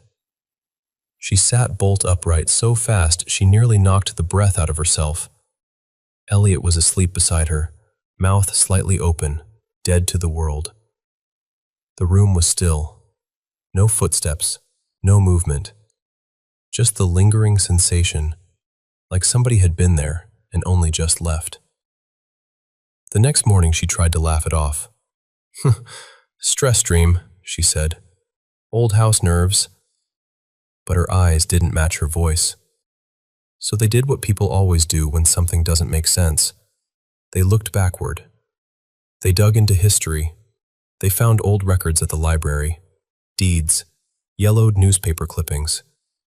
A family that had once lived there, the Holloways, reclusive and wealthy, and by all accounts, deeply unhappy. One by one, things happened to them. A fall down the grand staircase, a drowning in the estate's pond despite being an excellent swimmer, an illness that arrived too quickly and left too cleanly. Every death filed neatly under tragedy, yet the whispers in town always used a different word. Curse. And then, in the oldest local paper they could find, there was this half-forgotten story, more folklore than fact. A legend about something hungry that lingered in Renmore House. Not a single ghost, not one angry spirit, but a cluster of presences, like shadows wearing different faces. People didn't call them demons exactly, not at first. They called them the lingering ones, the unseen guests. But the descriptions were always the same. The flickering lights, the sudden scents, the intimate touches. As if the house wanted to confuse you with comfort. As if it wanted you to mistake invasion for affection. Mara told me she hated that part most, the tenderness of it, because it made her second-guess her own fear. Then came the storm. You know those nights where the sky doesn't just rain, it punishes? Wind clawing at the roof, thunder shaking the windows, the whole world sounding angry. That was the night everything broke open. The lights went mad, not flickering, strobing. Hallway bulbs flashing like a warning. Lamps in the parlor brightening until the shades glowed, then plunging into darkness. The The smells poured in all at once. Roses and smoke and damp earth and burnt bread, layered so thick Mara said she tasted them on her tongue. She tried to call Elliot's name, but the house swallowed her voice. And then she did something she swore she'd never do. She spoke to it. Not to the house exactly, to whatever was inside it. She stood in the middle of the parlor, shaking, with rain battering the windows, and she said, out loud, "Please, please stop. We didn't come here to disturb you. We just want to live. We just want peace." There was a long, awful pause, and then everything went still. The lights steadied, the air settled. Even the storm outside seemed to hold its breath for half a second. Mara said she started crying, not loudly, just tears slipping down her face, because for the first time, it felt like she'd been heard. And that's when she felt it. A kiss, soft, lingering, placed right on her forehead. Not mocking, not hungry.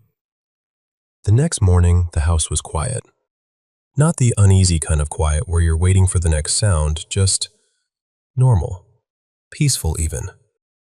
The lights behaved. The air smelled like old wood and dust and lemon cleaner. No roses, no smoke, no damp earth drifting through closed rooms. They stayed after that. They kept restoring the place, sanding floors, repainting trim, opening curtains that hadn't seen daylight in years. But Mara told me something changed in them.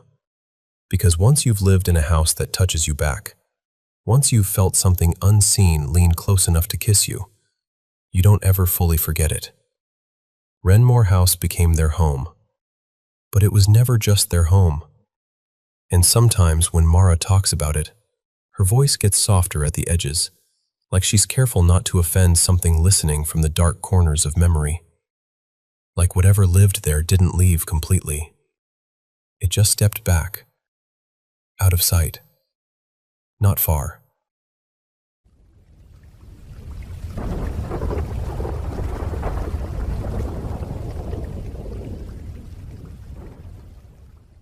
Okay, so I've got to tell you about something that still makes my stomach drop when I think about it. This happened one night when I was driving home with my daughter, Maya, and her boyfriend, Eli. Maya was 16 at the time, and I'd been teaching her how to drive, so she was behind the wheel. I was in the passenger seat doing that classic parent thing, trying to look calm while silently watching everything, and Eli was in the back seat, half on his phone, half watching the road. It was late, maybe around midnight, give or take. Not dead quiet late, but late enough that the city had thinned out. A few cars here and there, streetlights humming, that kind of mood. We were heading along this stretch where the road starts to rise and turns into an overpass, with freeway on-ramps and off-ramps branching nearby. If you know the area, you know it has this weird, open feeling, like there's nowhere to hide, but also lots of shadow. We're coming up on the base of the incline, maybe 100 feet away, when we see something move across the road. At first I think, oh, some big dog. But the second my eyes really catch it, I get this instant, wrong feeling. It was large, like wolf-sized, but too skinny. And the way it ran, this is hard to explain unless you've really watched animals move.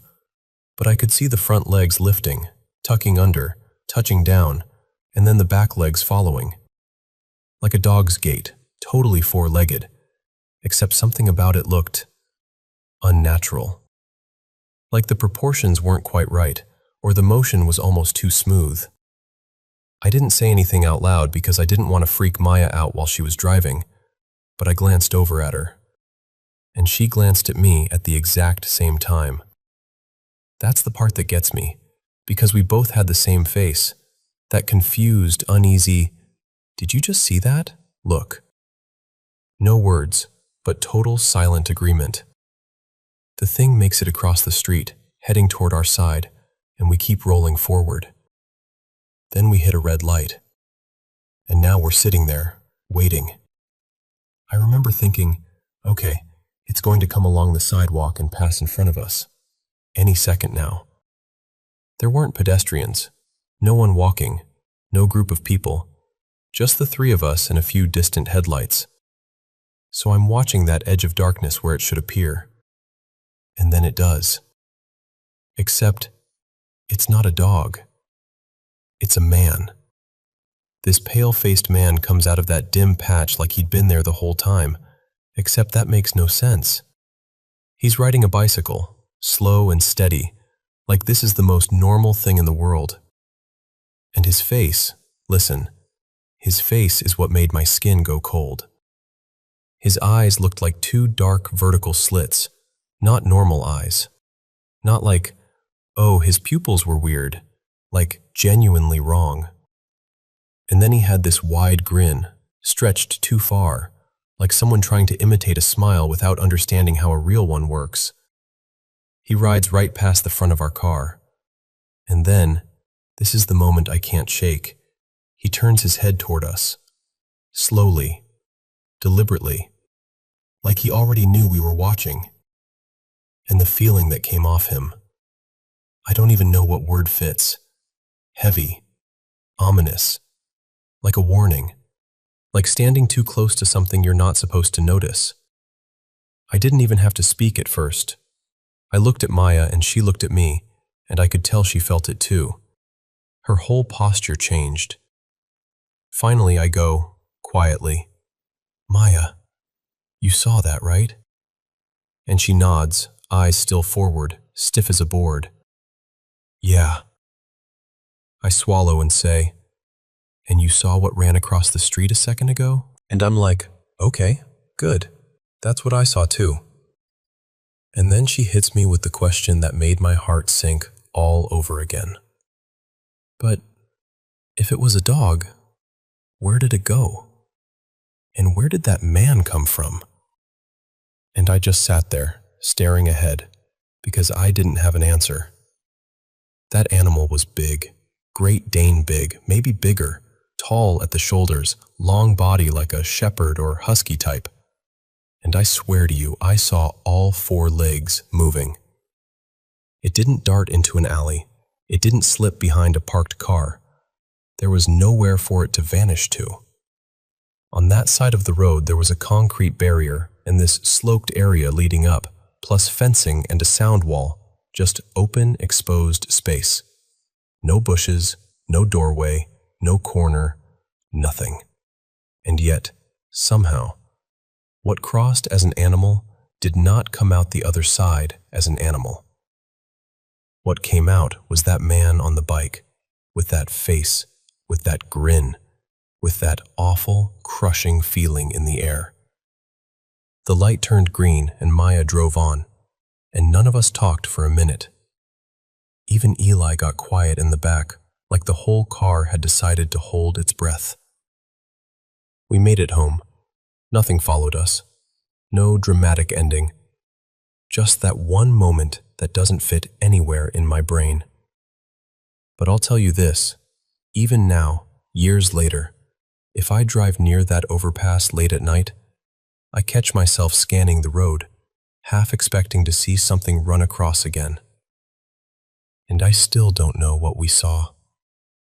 I just know it started as one thing, and then it wasn't.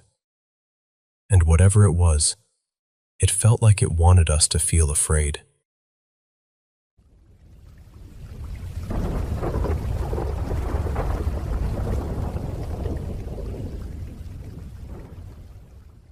So, I work nights at a small residential home where we support adults with autism and other intellectual and developmental disabilities. It's usually pretty quiet, honestly. When I first started, I only had 2 residents on my shift. Both of them were calm, easy to be around, predictable. The kind of nights where you make coffee, do your checks, and it's peaceful. Then we took in a third person. I'll call them Marin. Marin was different.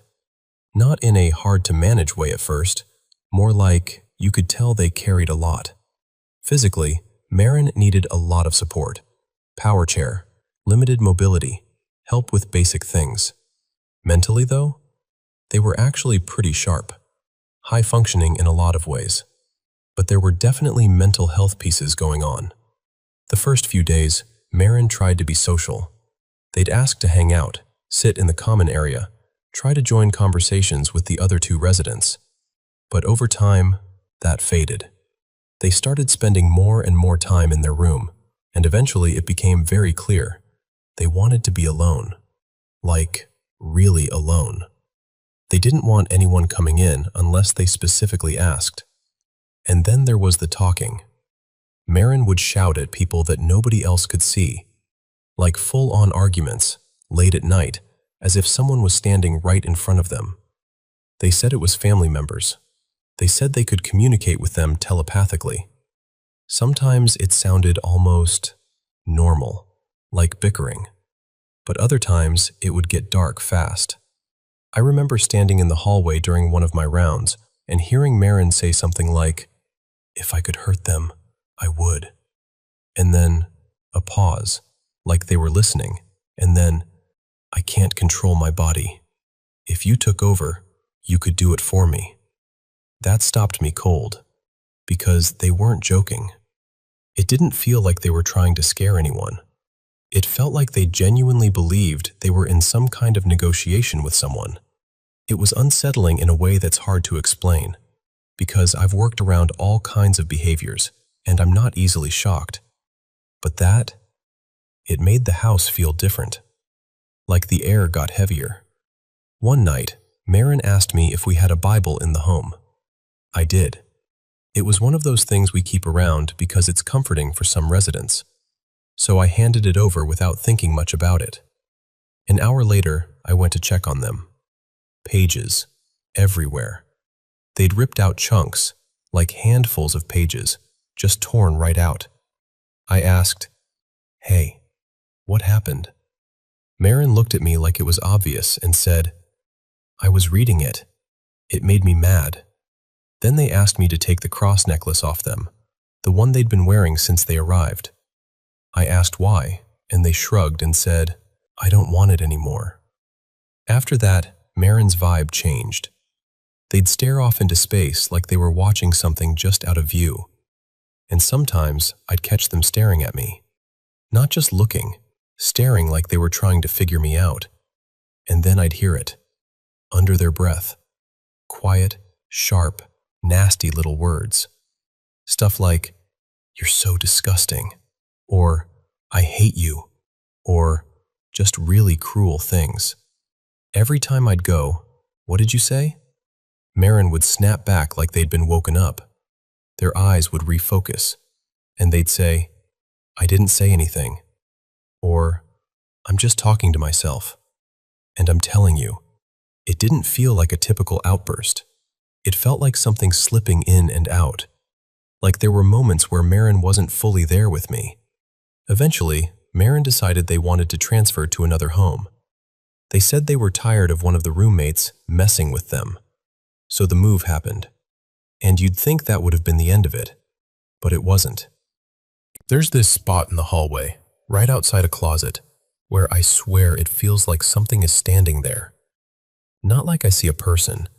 It's more like, you know when you walk into a room and immediately feel like you're not alone? Like your body reacts before your brain can explain anything? That's what it's like. During the day, it's fine. Bright, normal, no big deal. But at night, I won't go down that part of the hallway without turning the light on first. Even with the light on, I still rush. I don't linger back there. I don't want my back to that closet. It makes my skin prickle. And here's the part that really messes with me, because it's not just me. One of the residents, Drew, used to never care about doors. He'd wander out to the living room half asleep, leave doors open, didn't matter. Now, he closes everything. He wakes up and the first thing he does is go around shutting doors like it's part of some routine he can't skip. Bathroom door, bedroom doors, closet doors, and especially the room Marin used to stay in. Drew keeps that door closed like it's a rule carved into stone. He'll literally walk behind me and check that I shut doors all the way. If I leave one cracked, he fixes it. and he'll go into his own room and his roommate's room without hesitation, but he won't go into Marin's old room.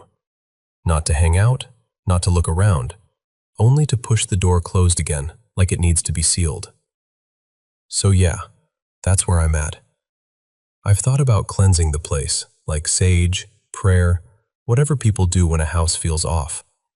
But I hesitate because Drew is sensitive, and I don't want to bring in something that could upset him, or make things worse, or even just scare him. And there's one more thing that still bothers me, even separate from all the present stuff. Marin's background made no sense. Between agencies, multiple people trying, nobody could trace where they actually came from. They had a birth certificate, but the mother listed on it, it was like she didn't exist. No records, no trail, nothing. The birth state didn't match anything anyone could verify. And Marin had clearly had surgeries in the past, scars, medical needs. Yet there were no hospital records anyone could find. No next of kin, no relatives, nothing. To the point where the company had to go through a whole process to get them issued an ID number and basic documentation, like they were a person who somehow slipped through the cracks of every system. And I know how that sounds. I do. If someone else told me this story, I'd probably raise an eyebrow. But I was there. And now I'm the one walking that hallway at 2 a.m., lights on, heart beating a little too hard, while Drew quietly moves behind me making sure every door is shut, especially the one Marin used to sleep behind. And every night, when I pass that closet, it feels like something is waiting in the corner, listening.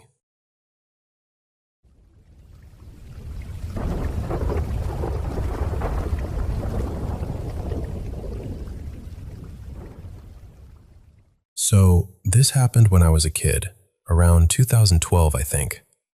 I was maybe 10 or 11.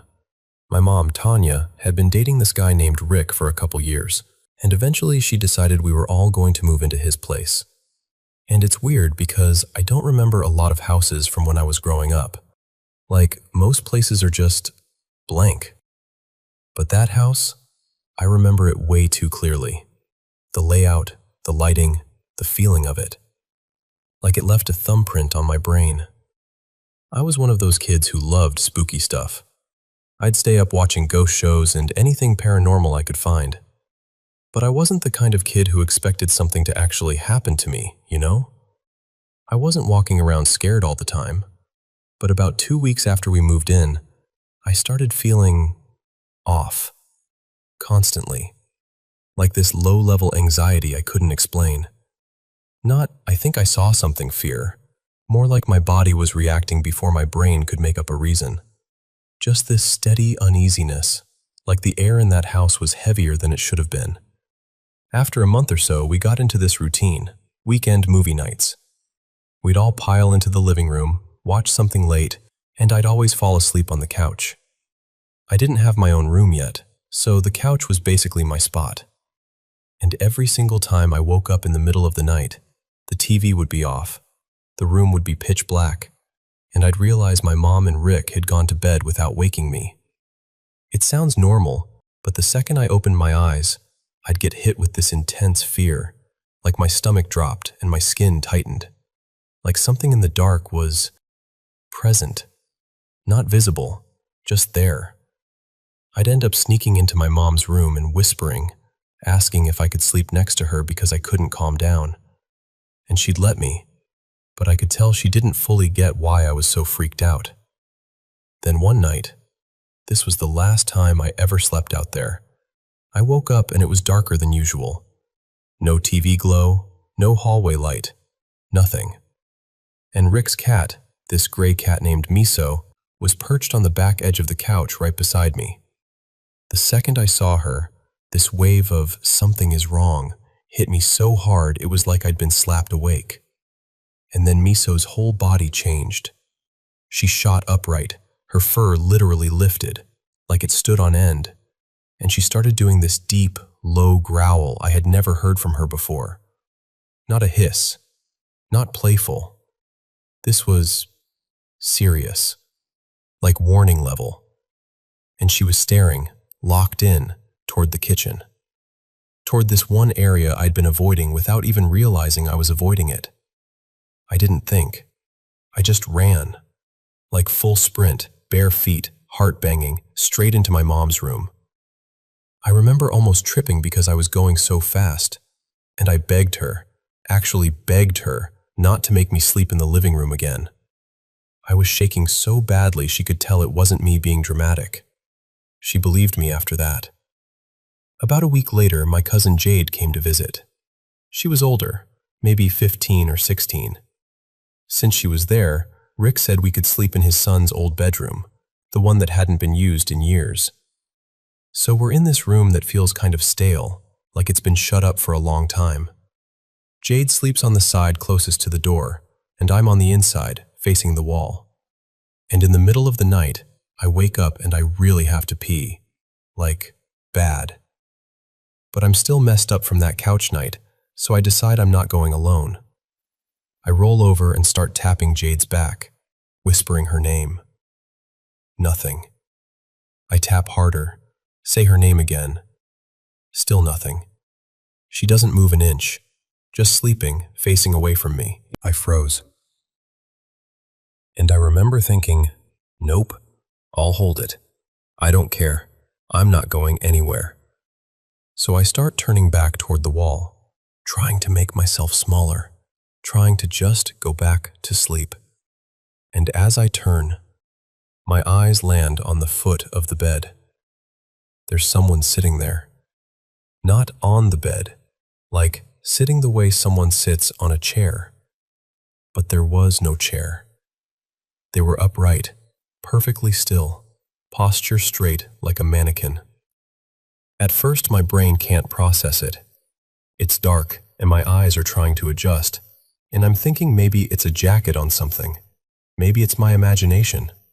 But then the shape becomes a person, and I realize it looks exactly like Jade.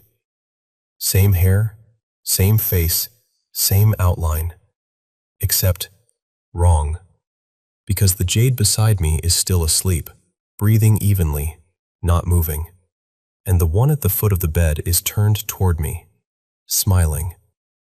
This wide, calm smile like she's posing for a photo. Her face was clear, and her body looked almost lit from the inside, like she was softly glowing in the darkness. And at the same time, she looked thin, not like skinny, like transparent, like if you stared long enough you could almost see through her.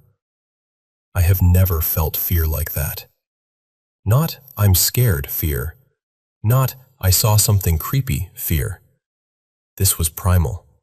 Like my body decided, you are not safe right now. I couldn't scream. I couldn't move. I just stared for a second that felt like a year, and then I yanked the blanket over my face and curled up as tight as I could. I stayed like that for what felt like hours, just listening, waiting, praying I'd fall asleep. Eventually, I must have drifted off, because the next thing I remember is morning light. I was desperate to tell them. I told my mom, I told Jade, and Jade, being Jade, just laughed and messed with me, like, oh yeah? Well, I saw you crawling on the ceiling last night, and she cracked up like it was hilarious. And after that, I stopped talking about it for a long time. Years. Because part of me was like, maybe I imagined it. Maybe I was a kid. Maybe I was overtired. Maybe my brain made it up. But deep down, I never believed that. Not really. Because I can still see it in my head. I can still feel what it felt like. And then, more recently, I brought it up to my mom again, and she didn't brush it off. She got this look on her face like she'd been waiting for me to say it. She told me that house freaked her out too, that she always felt uncomfortable there. That honestly messed with me even more, because it made it feel real, like it wasn't just in my head. And now, every time I learn something new, like people talking about astral projection, or stories about mimics, things that copy someone you know, I think back to that night. because I still don't know what I saw. Was it Jade, like some weird out-of-body thing? Or was it something pretending to be her? All I know is, it's been more than a decade, and I still get chills when I picture that smile at the foot of the bed.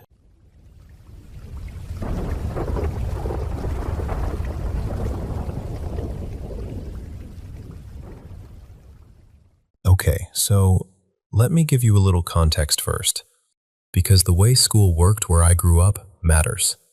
I'm from Malaysia, and back when I was in secondary school, we didn't do that American thing where you switch classrooms every period. We basically lived in the same classroom all day, and the teachers rotated in and out.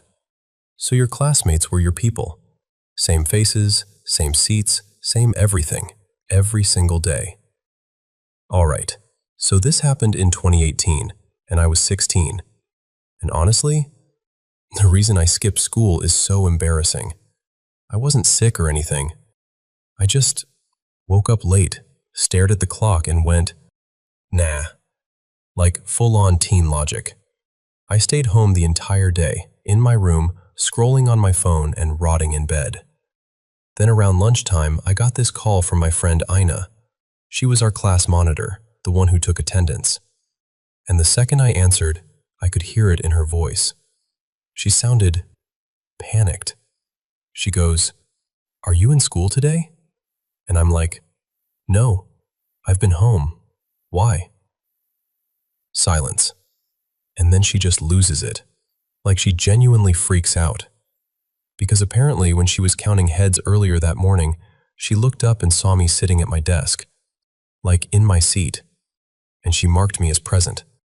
She even told me she counted the full class, 26 out of 26, including me. And I'm thinking, okay, maybe she just counted wrong.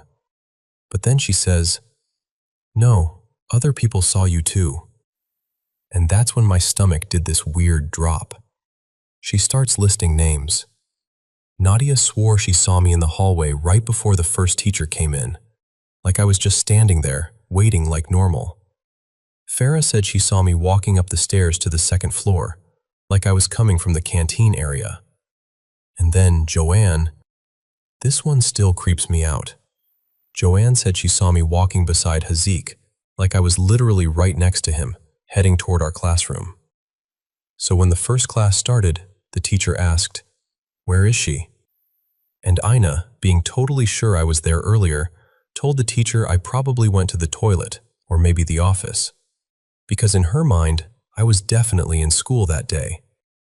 But time passes. I don't show up. The seat stays empty. And that's when she starts to get that awful feeling, like something is wrong, and she calls me. And I'm not gonna lie, when I heard all of that, I felt cold, like actually cold. Because if it were just one person, I could shrug it off. People mistake faces all the time. But multiple people, different places, someone even counted me like I was physically there? It started to feel less like a misunderstanding and more like, I don't know, like something was wearing me for the morning. And here's the thing, my school was old, like properly old, more than a century. You know the kind of place where the hallways always feel a little dim even in daylight? The kind of building that's been through wars, evacuations, who knows what. And people had stories, of course they did. There was even this one incident people used to talk about. This girl who supposedly got possessed and started writing words in Arabic, even though she didn't study it. Stuff like that. You'd hear it and laugh, but it still sits somewhere in the back of your mind. So after that day, I kept spiraling between two thoughts. Either my classmates were all just weirdly mistaken at the same time, or something was copying me. And the creepiest part is, this wasn't even the first time something like that happened in my life. But she didn't switch on any lights. And that felt odd, because my mom is not the type to walk into a dark room for no reason. So I got curious, right? I thought, what is she doing in my room? So I follow her. I walk into my bedroom, and it's pitch black, and there's nobody there. No mom, no movement, nothing. Just me standing alone in the dark, with my heart suddenly hammering like I'd run upstairs. And I remember thinking, no, I saw her. I saw her like a real person, not like a ghost in movies, nothing see-through, nothing floaty. It looked exactly like my mom, solid, normal. That realization messed with me for a long time. And then later, years later, my younger sister told me she saw me in my room once. Except here's the thing, I wasn't even in the same city. I was away for school at the time. So, yeah. Sometimes I wonder if it's just coincidence stacked on coincidence. People mixing up faces, shadows in old houses, your brain filling in blanks. But other times, I don't know. It feels like there's something that likes to imitate us. Like it watches, memorizes, and then tries on your shape when it feels like it. And honestly, even now, I still don't know which explanation is worse.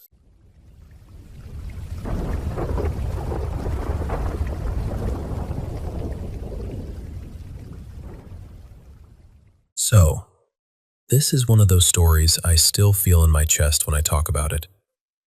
Back in 2017, I was 19, and I'd never really lived away from home before.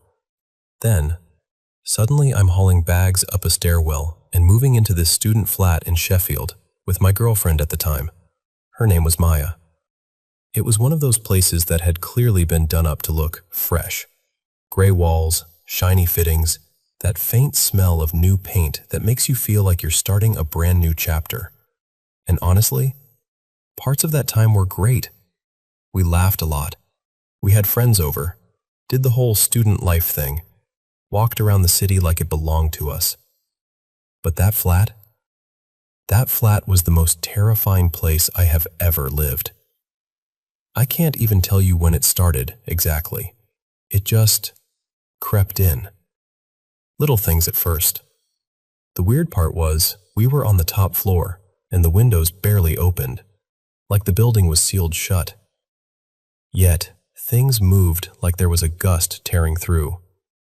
A magazine would slide right off the table like someone had flicked it. The TV remote would end up on the floor when I swore it had been sitting on the arm of the chair. Sometimes the television would switch itself on, go black, then come on again, like it was trying to get your attention and then pretending it hadn't. But that wasn't even the worst of it. The worst part was the feeling. You know when you can sense someone behind you, like your body just knows? Imagine that, but turned up to 100. No matter where I stood in that flat, kitchen, hallway, bedroom, it felt like something was right behind me. Close, breathing close. And not just a presence, not something neutral, something mean. I'm not being dramatic. My skin would prickle. The hairs on my arms and neck would stand up and stay that way. For weeks, months. I started dreading going back after classes or work.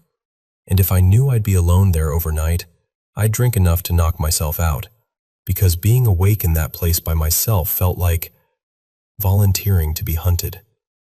It felt like I was being watched by something that wanted me scared, something that enjoyed it.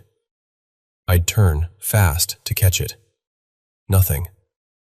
Then that sick feeling would slide right back behind me again, like it was playing some horrible little game. You can look, but you'll never see me.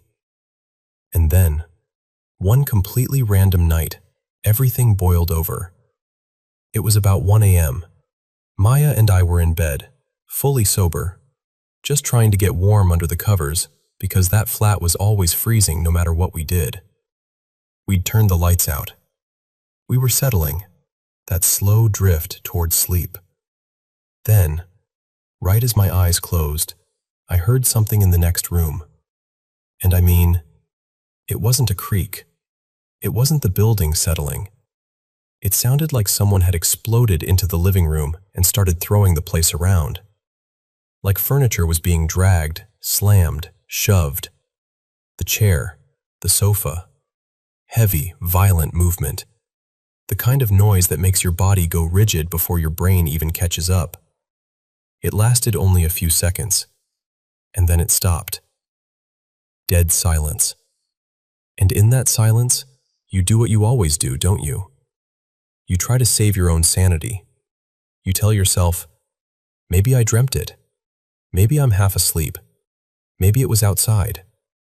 But then Maya, in the dark, whispered, "Did you hear that too?" And the moment she said it, my stomach just dropped. Because if she heard it, it was real. I didn't even know what else to do. I started praying, quietly, like if I spoke too loud, I'd invite whatever it was closer. After that first outburst, the noises kept coming in little bursts, softer but unmistakable. The click of something hitting the floor, the faint thud of a pen dropping, slow footsteps where footsteps shouldn't be, like something was moving around out there, calm now, taking its time, because it knew we'd heard it. We stayed a few more months after that, and, weirdly, nothing ever got as intense as that night again. But the feeling never truly went away.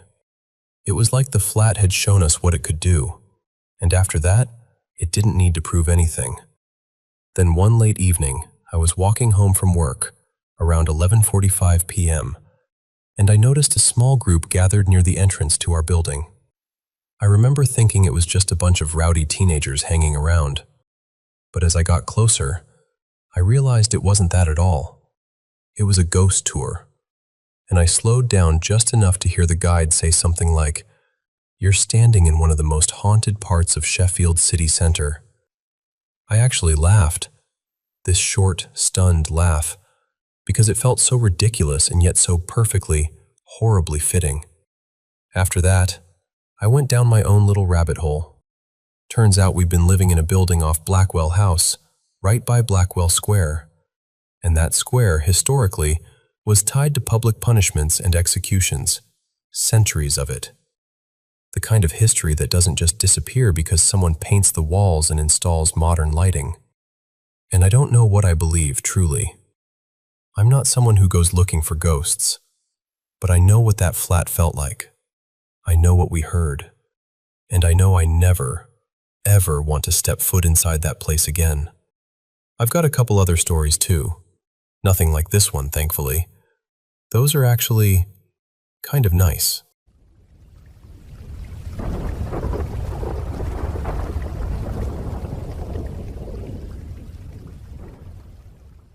So, this was about 3 years back, when I was living in Valencia, Spain.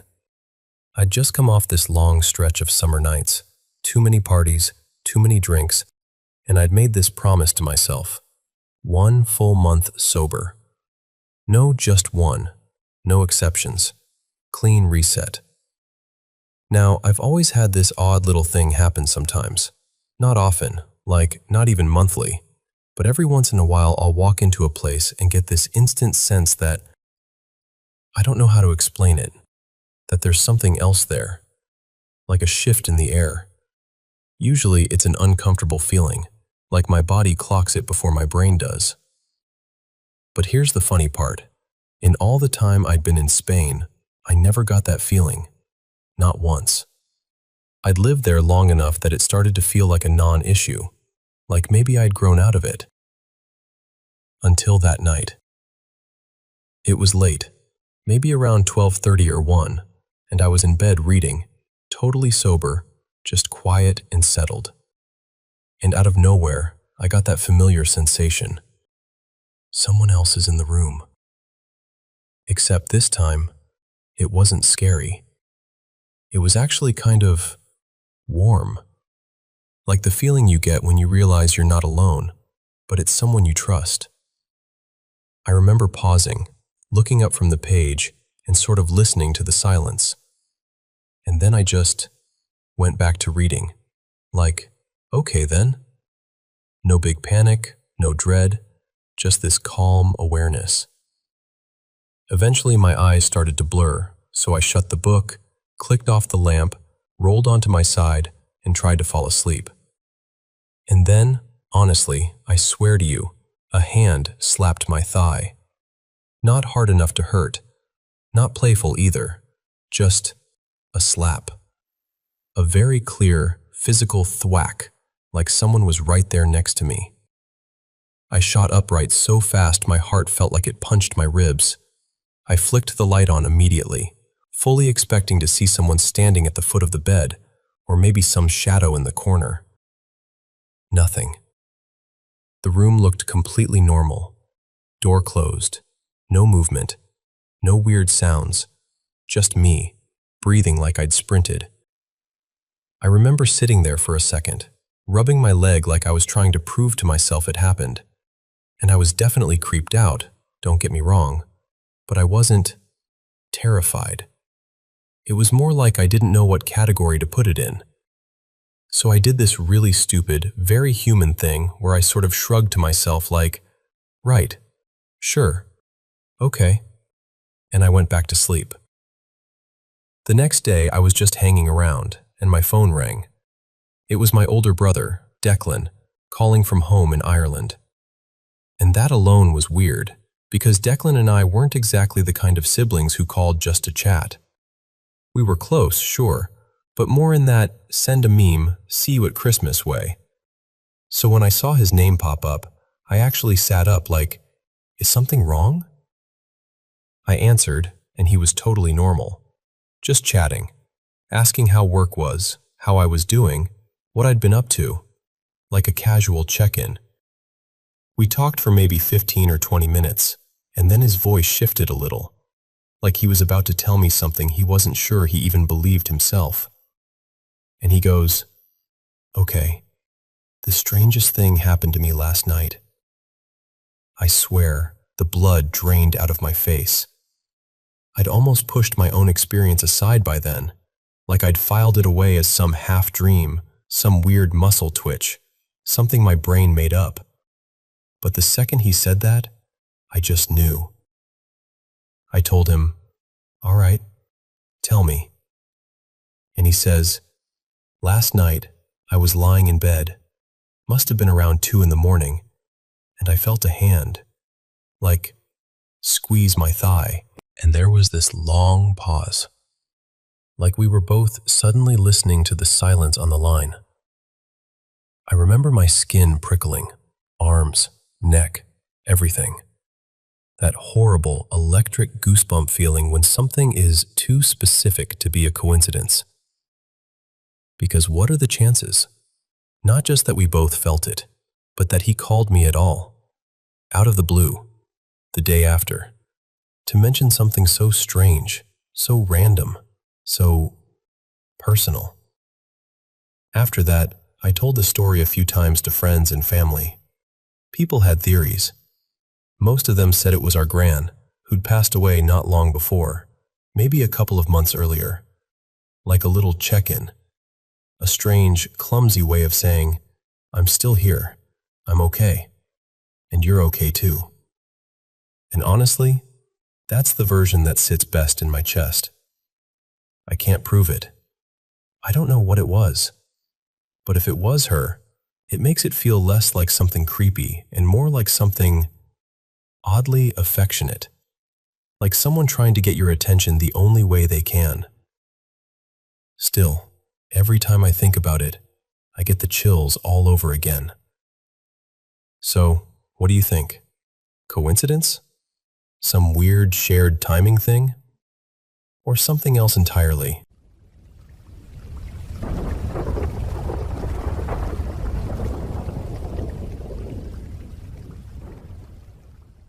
So, I'm going to keep names and places vague, just because it still feels a little too close to home.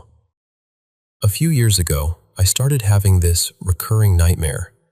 It wasn't complicated either. It was always the same image. A dark tower hanging over everything in my life. Not like a normal building, more like a presence, like it hovered there, and no matter what I did, where I went, what I tried to focus on, I was doing it under that shadow. And the feeling that came with it was wrong, heavy, mean, like the tower was watching. Not long after those dreams started, I finished college, information systems technically, and I started hunting for a job. I lived just outside a town where gambling was legal, close enough that it wasn't weird to drive through it on the way to grab groceries or head home from somewhere. One afternoon, I was driving back and I noticed the first casino on the edge of town had this big banner out front, "Now hiring." It was so close to my apartment that the commute would have been laughable. I checked their site that night, and sure enough, they needed entry-level IT techs. I applied without thinking too hard, and 2 weeks later, I was badge in, radio on my belt, learning where all the network closets were. And here's where it gets unsettling. Almost immediately after I started, the nightmares shifted. They didn't go away, they got specific. I started dreaming about tragedy happening there, like the casino collapsing, or the ground opening up underneath it, like this giant sinkhole swallowing the whole building. I'd wake up with my heart racing, and the images would stick with me even after I'd brushed my teeth and tried to act normal. One day, trying to talk myself down, I asked my manager. His name was Dale, real down to earth, one of those guys who always had a story and always knew where every wire ran, what the land used to be before the casino. I was expecting something simple. Old utility lines, maybe an abandoned foundation, something explainable. He didn't even hesitate. He just kind of nodded toward the hillside outside and said, "Used to be a cemetery." I laughed, like a reflex laugh, because what else do you do? And Dale pointed up the hill again, like he was indicating a landmark, and he goes, "They moved the graves up there when they built all this." The way he said it wasn't spooky or dramatic. It was just a fact. Like he was telling me where the employee parking was. And that almost made it worse. The thing is, I loved the job. I really did. I loved the problem solving. I loved the sense of being part of something big, especially because they were building a new hotel tower attached to the casino, and there was always some new system going in. Access control, cameras, network upgrades, all this infrastructure most people never think about. I didn't touch the slot machines or gaming systems. That was a different department with their own rules and their own locked doors. But I handled all the other IT odds and ends that make a place like that run. But the building itself, it had a vibe.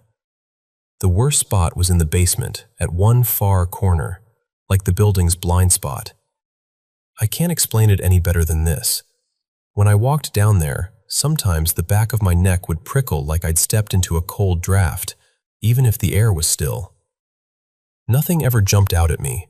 Nothing ever physically happened. But it felt like a place you weren't meant to linger. People swapped stories about seeing translucent figures down there, old-time workers, like miners with lamps. I never saw them, but I heard it often enough that it became part of the background noise of the place. There was one evening, late summer, still light out, when my supervisor radioed me to fix a printer in the count room area, where the cashiers and accounting stations were. I headed that way, weaving through the casino floor, and when I got to the entrance, they stopped me because it was slammed busy. So I turned around, walking back past this long line of gamblers waiting for a cashier, and halfway down the line, I felt it. That sharp little sensation like someone is staring into the side of your face. I looked over. There was an older woman, Asian, maybe in her 70s, standing there, not moving, not blinking, just watching me like she'd been waiting for me to turn my head. And what hit me first wasn't her expression. It was her eyes. They were black. Not dark brown, not shadowed. Black, corner to corner, no visible white, no visible iris. Nothing that looked human in the usual way. Like two smooth pools of ink in her face. And the strangest part? Nobody else reacted. People around her were chatting, checking phones, complaining about the wait. It was like I was the only one who could see that something was off. I didn't say anything. I didn't freeze. I just kept walking. Like if I acted normal, it couldn't follow me. Later, when the hotel tower was almost ready to open, one of the valet guys, Rico, caught me near the employee entrance. He was pale, jittery, like he'd been holding something in all day. He told me he'd gone up into the tower when it was supposed to be empty. No crews, no events, no guests. He had a video on his phone. In one of the banquet rooms, there was a chandelier hanging from the ceiling. And in the video, the chandelier was shaking gently, like someone had bumped it. You could hear the beads clicking, that tiny glass-on-glass sound. But nobody was near it. Nobody touched it. No airflow strong enough to do that. Just movement. Then the tower opened. A while after that, my team got told we needed to clear out a storage space in the tower. Old equipment, boxes, random IT leftovers that had been shoved into a room to deal with later. So we loaded up carts and hauled them to the elevator lobby on one of the hotel floors. I ended up standing there alone for a minute with 3 carts piled with gear, waiting for someone to radio back that they'd found us a room. The hallway was quiet in that specific way hotels are quiet, like the building is holding its breath. And then one of the carts, just one, started to roll. Slowly, smoothly, right toward me. I stared at it, and I swear my brain tried to make it normal. Maybe the floor tilted. Maybe my hands hadn't locked the wheels. Maybe... But it kept rolling. So I did the dumbest thing, because sometimes humor is the only shield you have. I half laughed and said, loud and sharp, "Okay, knock it off." And the cart stopped. Not gradually, not like friction took over. It stopped like someone put a hand on it. I quit a couple years later, but not because of any of this. Honestly, it was plain human workplace stuff. Management changes, personalities, the kind of thing that wears you down anywhere. But even after I left, the place didn't really leave me. Because the dreams came back. Not the little stress dreams. The original one. The tower. I dreamed I was standing outside, looking up at this towering hotel, and people were inside screaming and pounding on the windows like something catastrophic was happening, like the building was turning into a trap. And in the dream, I had this horrible, sinking recognition as I looked up and realized, that's it. That's the casino tower. That night, my husband, Evan, jerked awake so suddenly he woke me up, like he'd heard something. He didn't even say anything at first, just sat there, breathing hard. And I was groggy, so I rolled over and went right back to sleep. And I dreamed I heard an agonized scream, far off, carried on the air, from the direction of the casino. It's still standing. I drive past it all the time. Nothing's collapsed. The tower's still there, lit up like it's proud of itself. But I don't know how to explain this without sounding dramatic. Something about it feels wrong. Like it's still watching. Like it always was.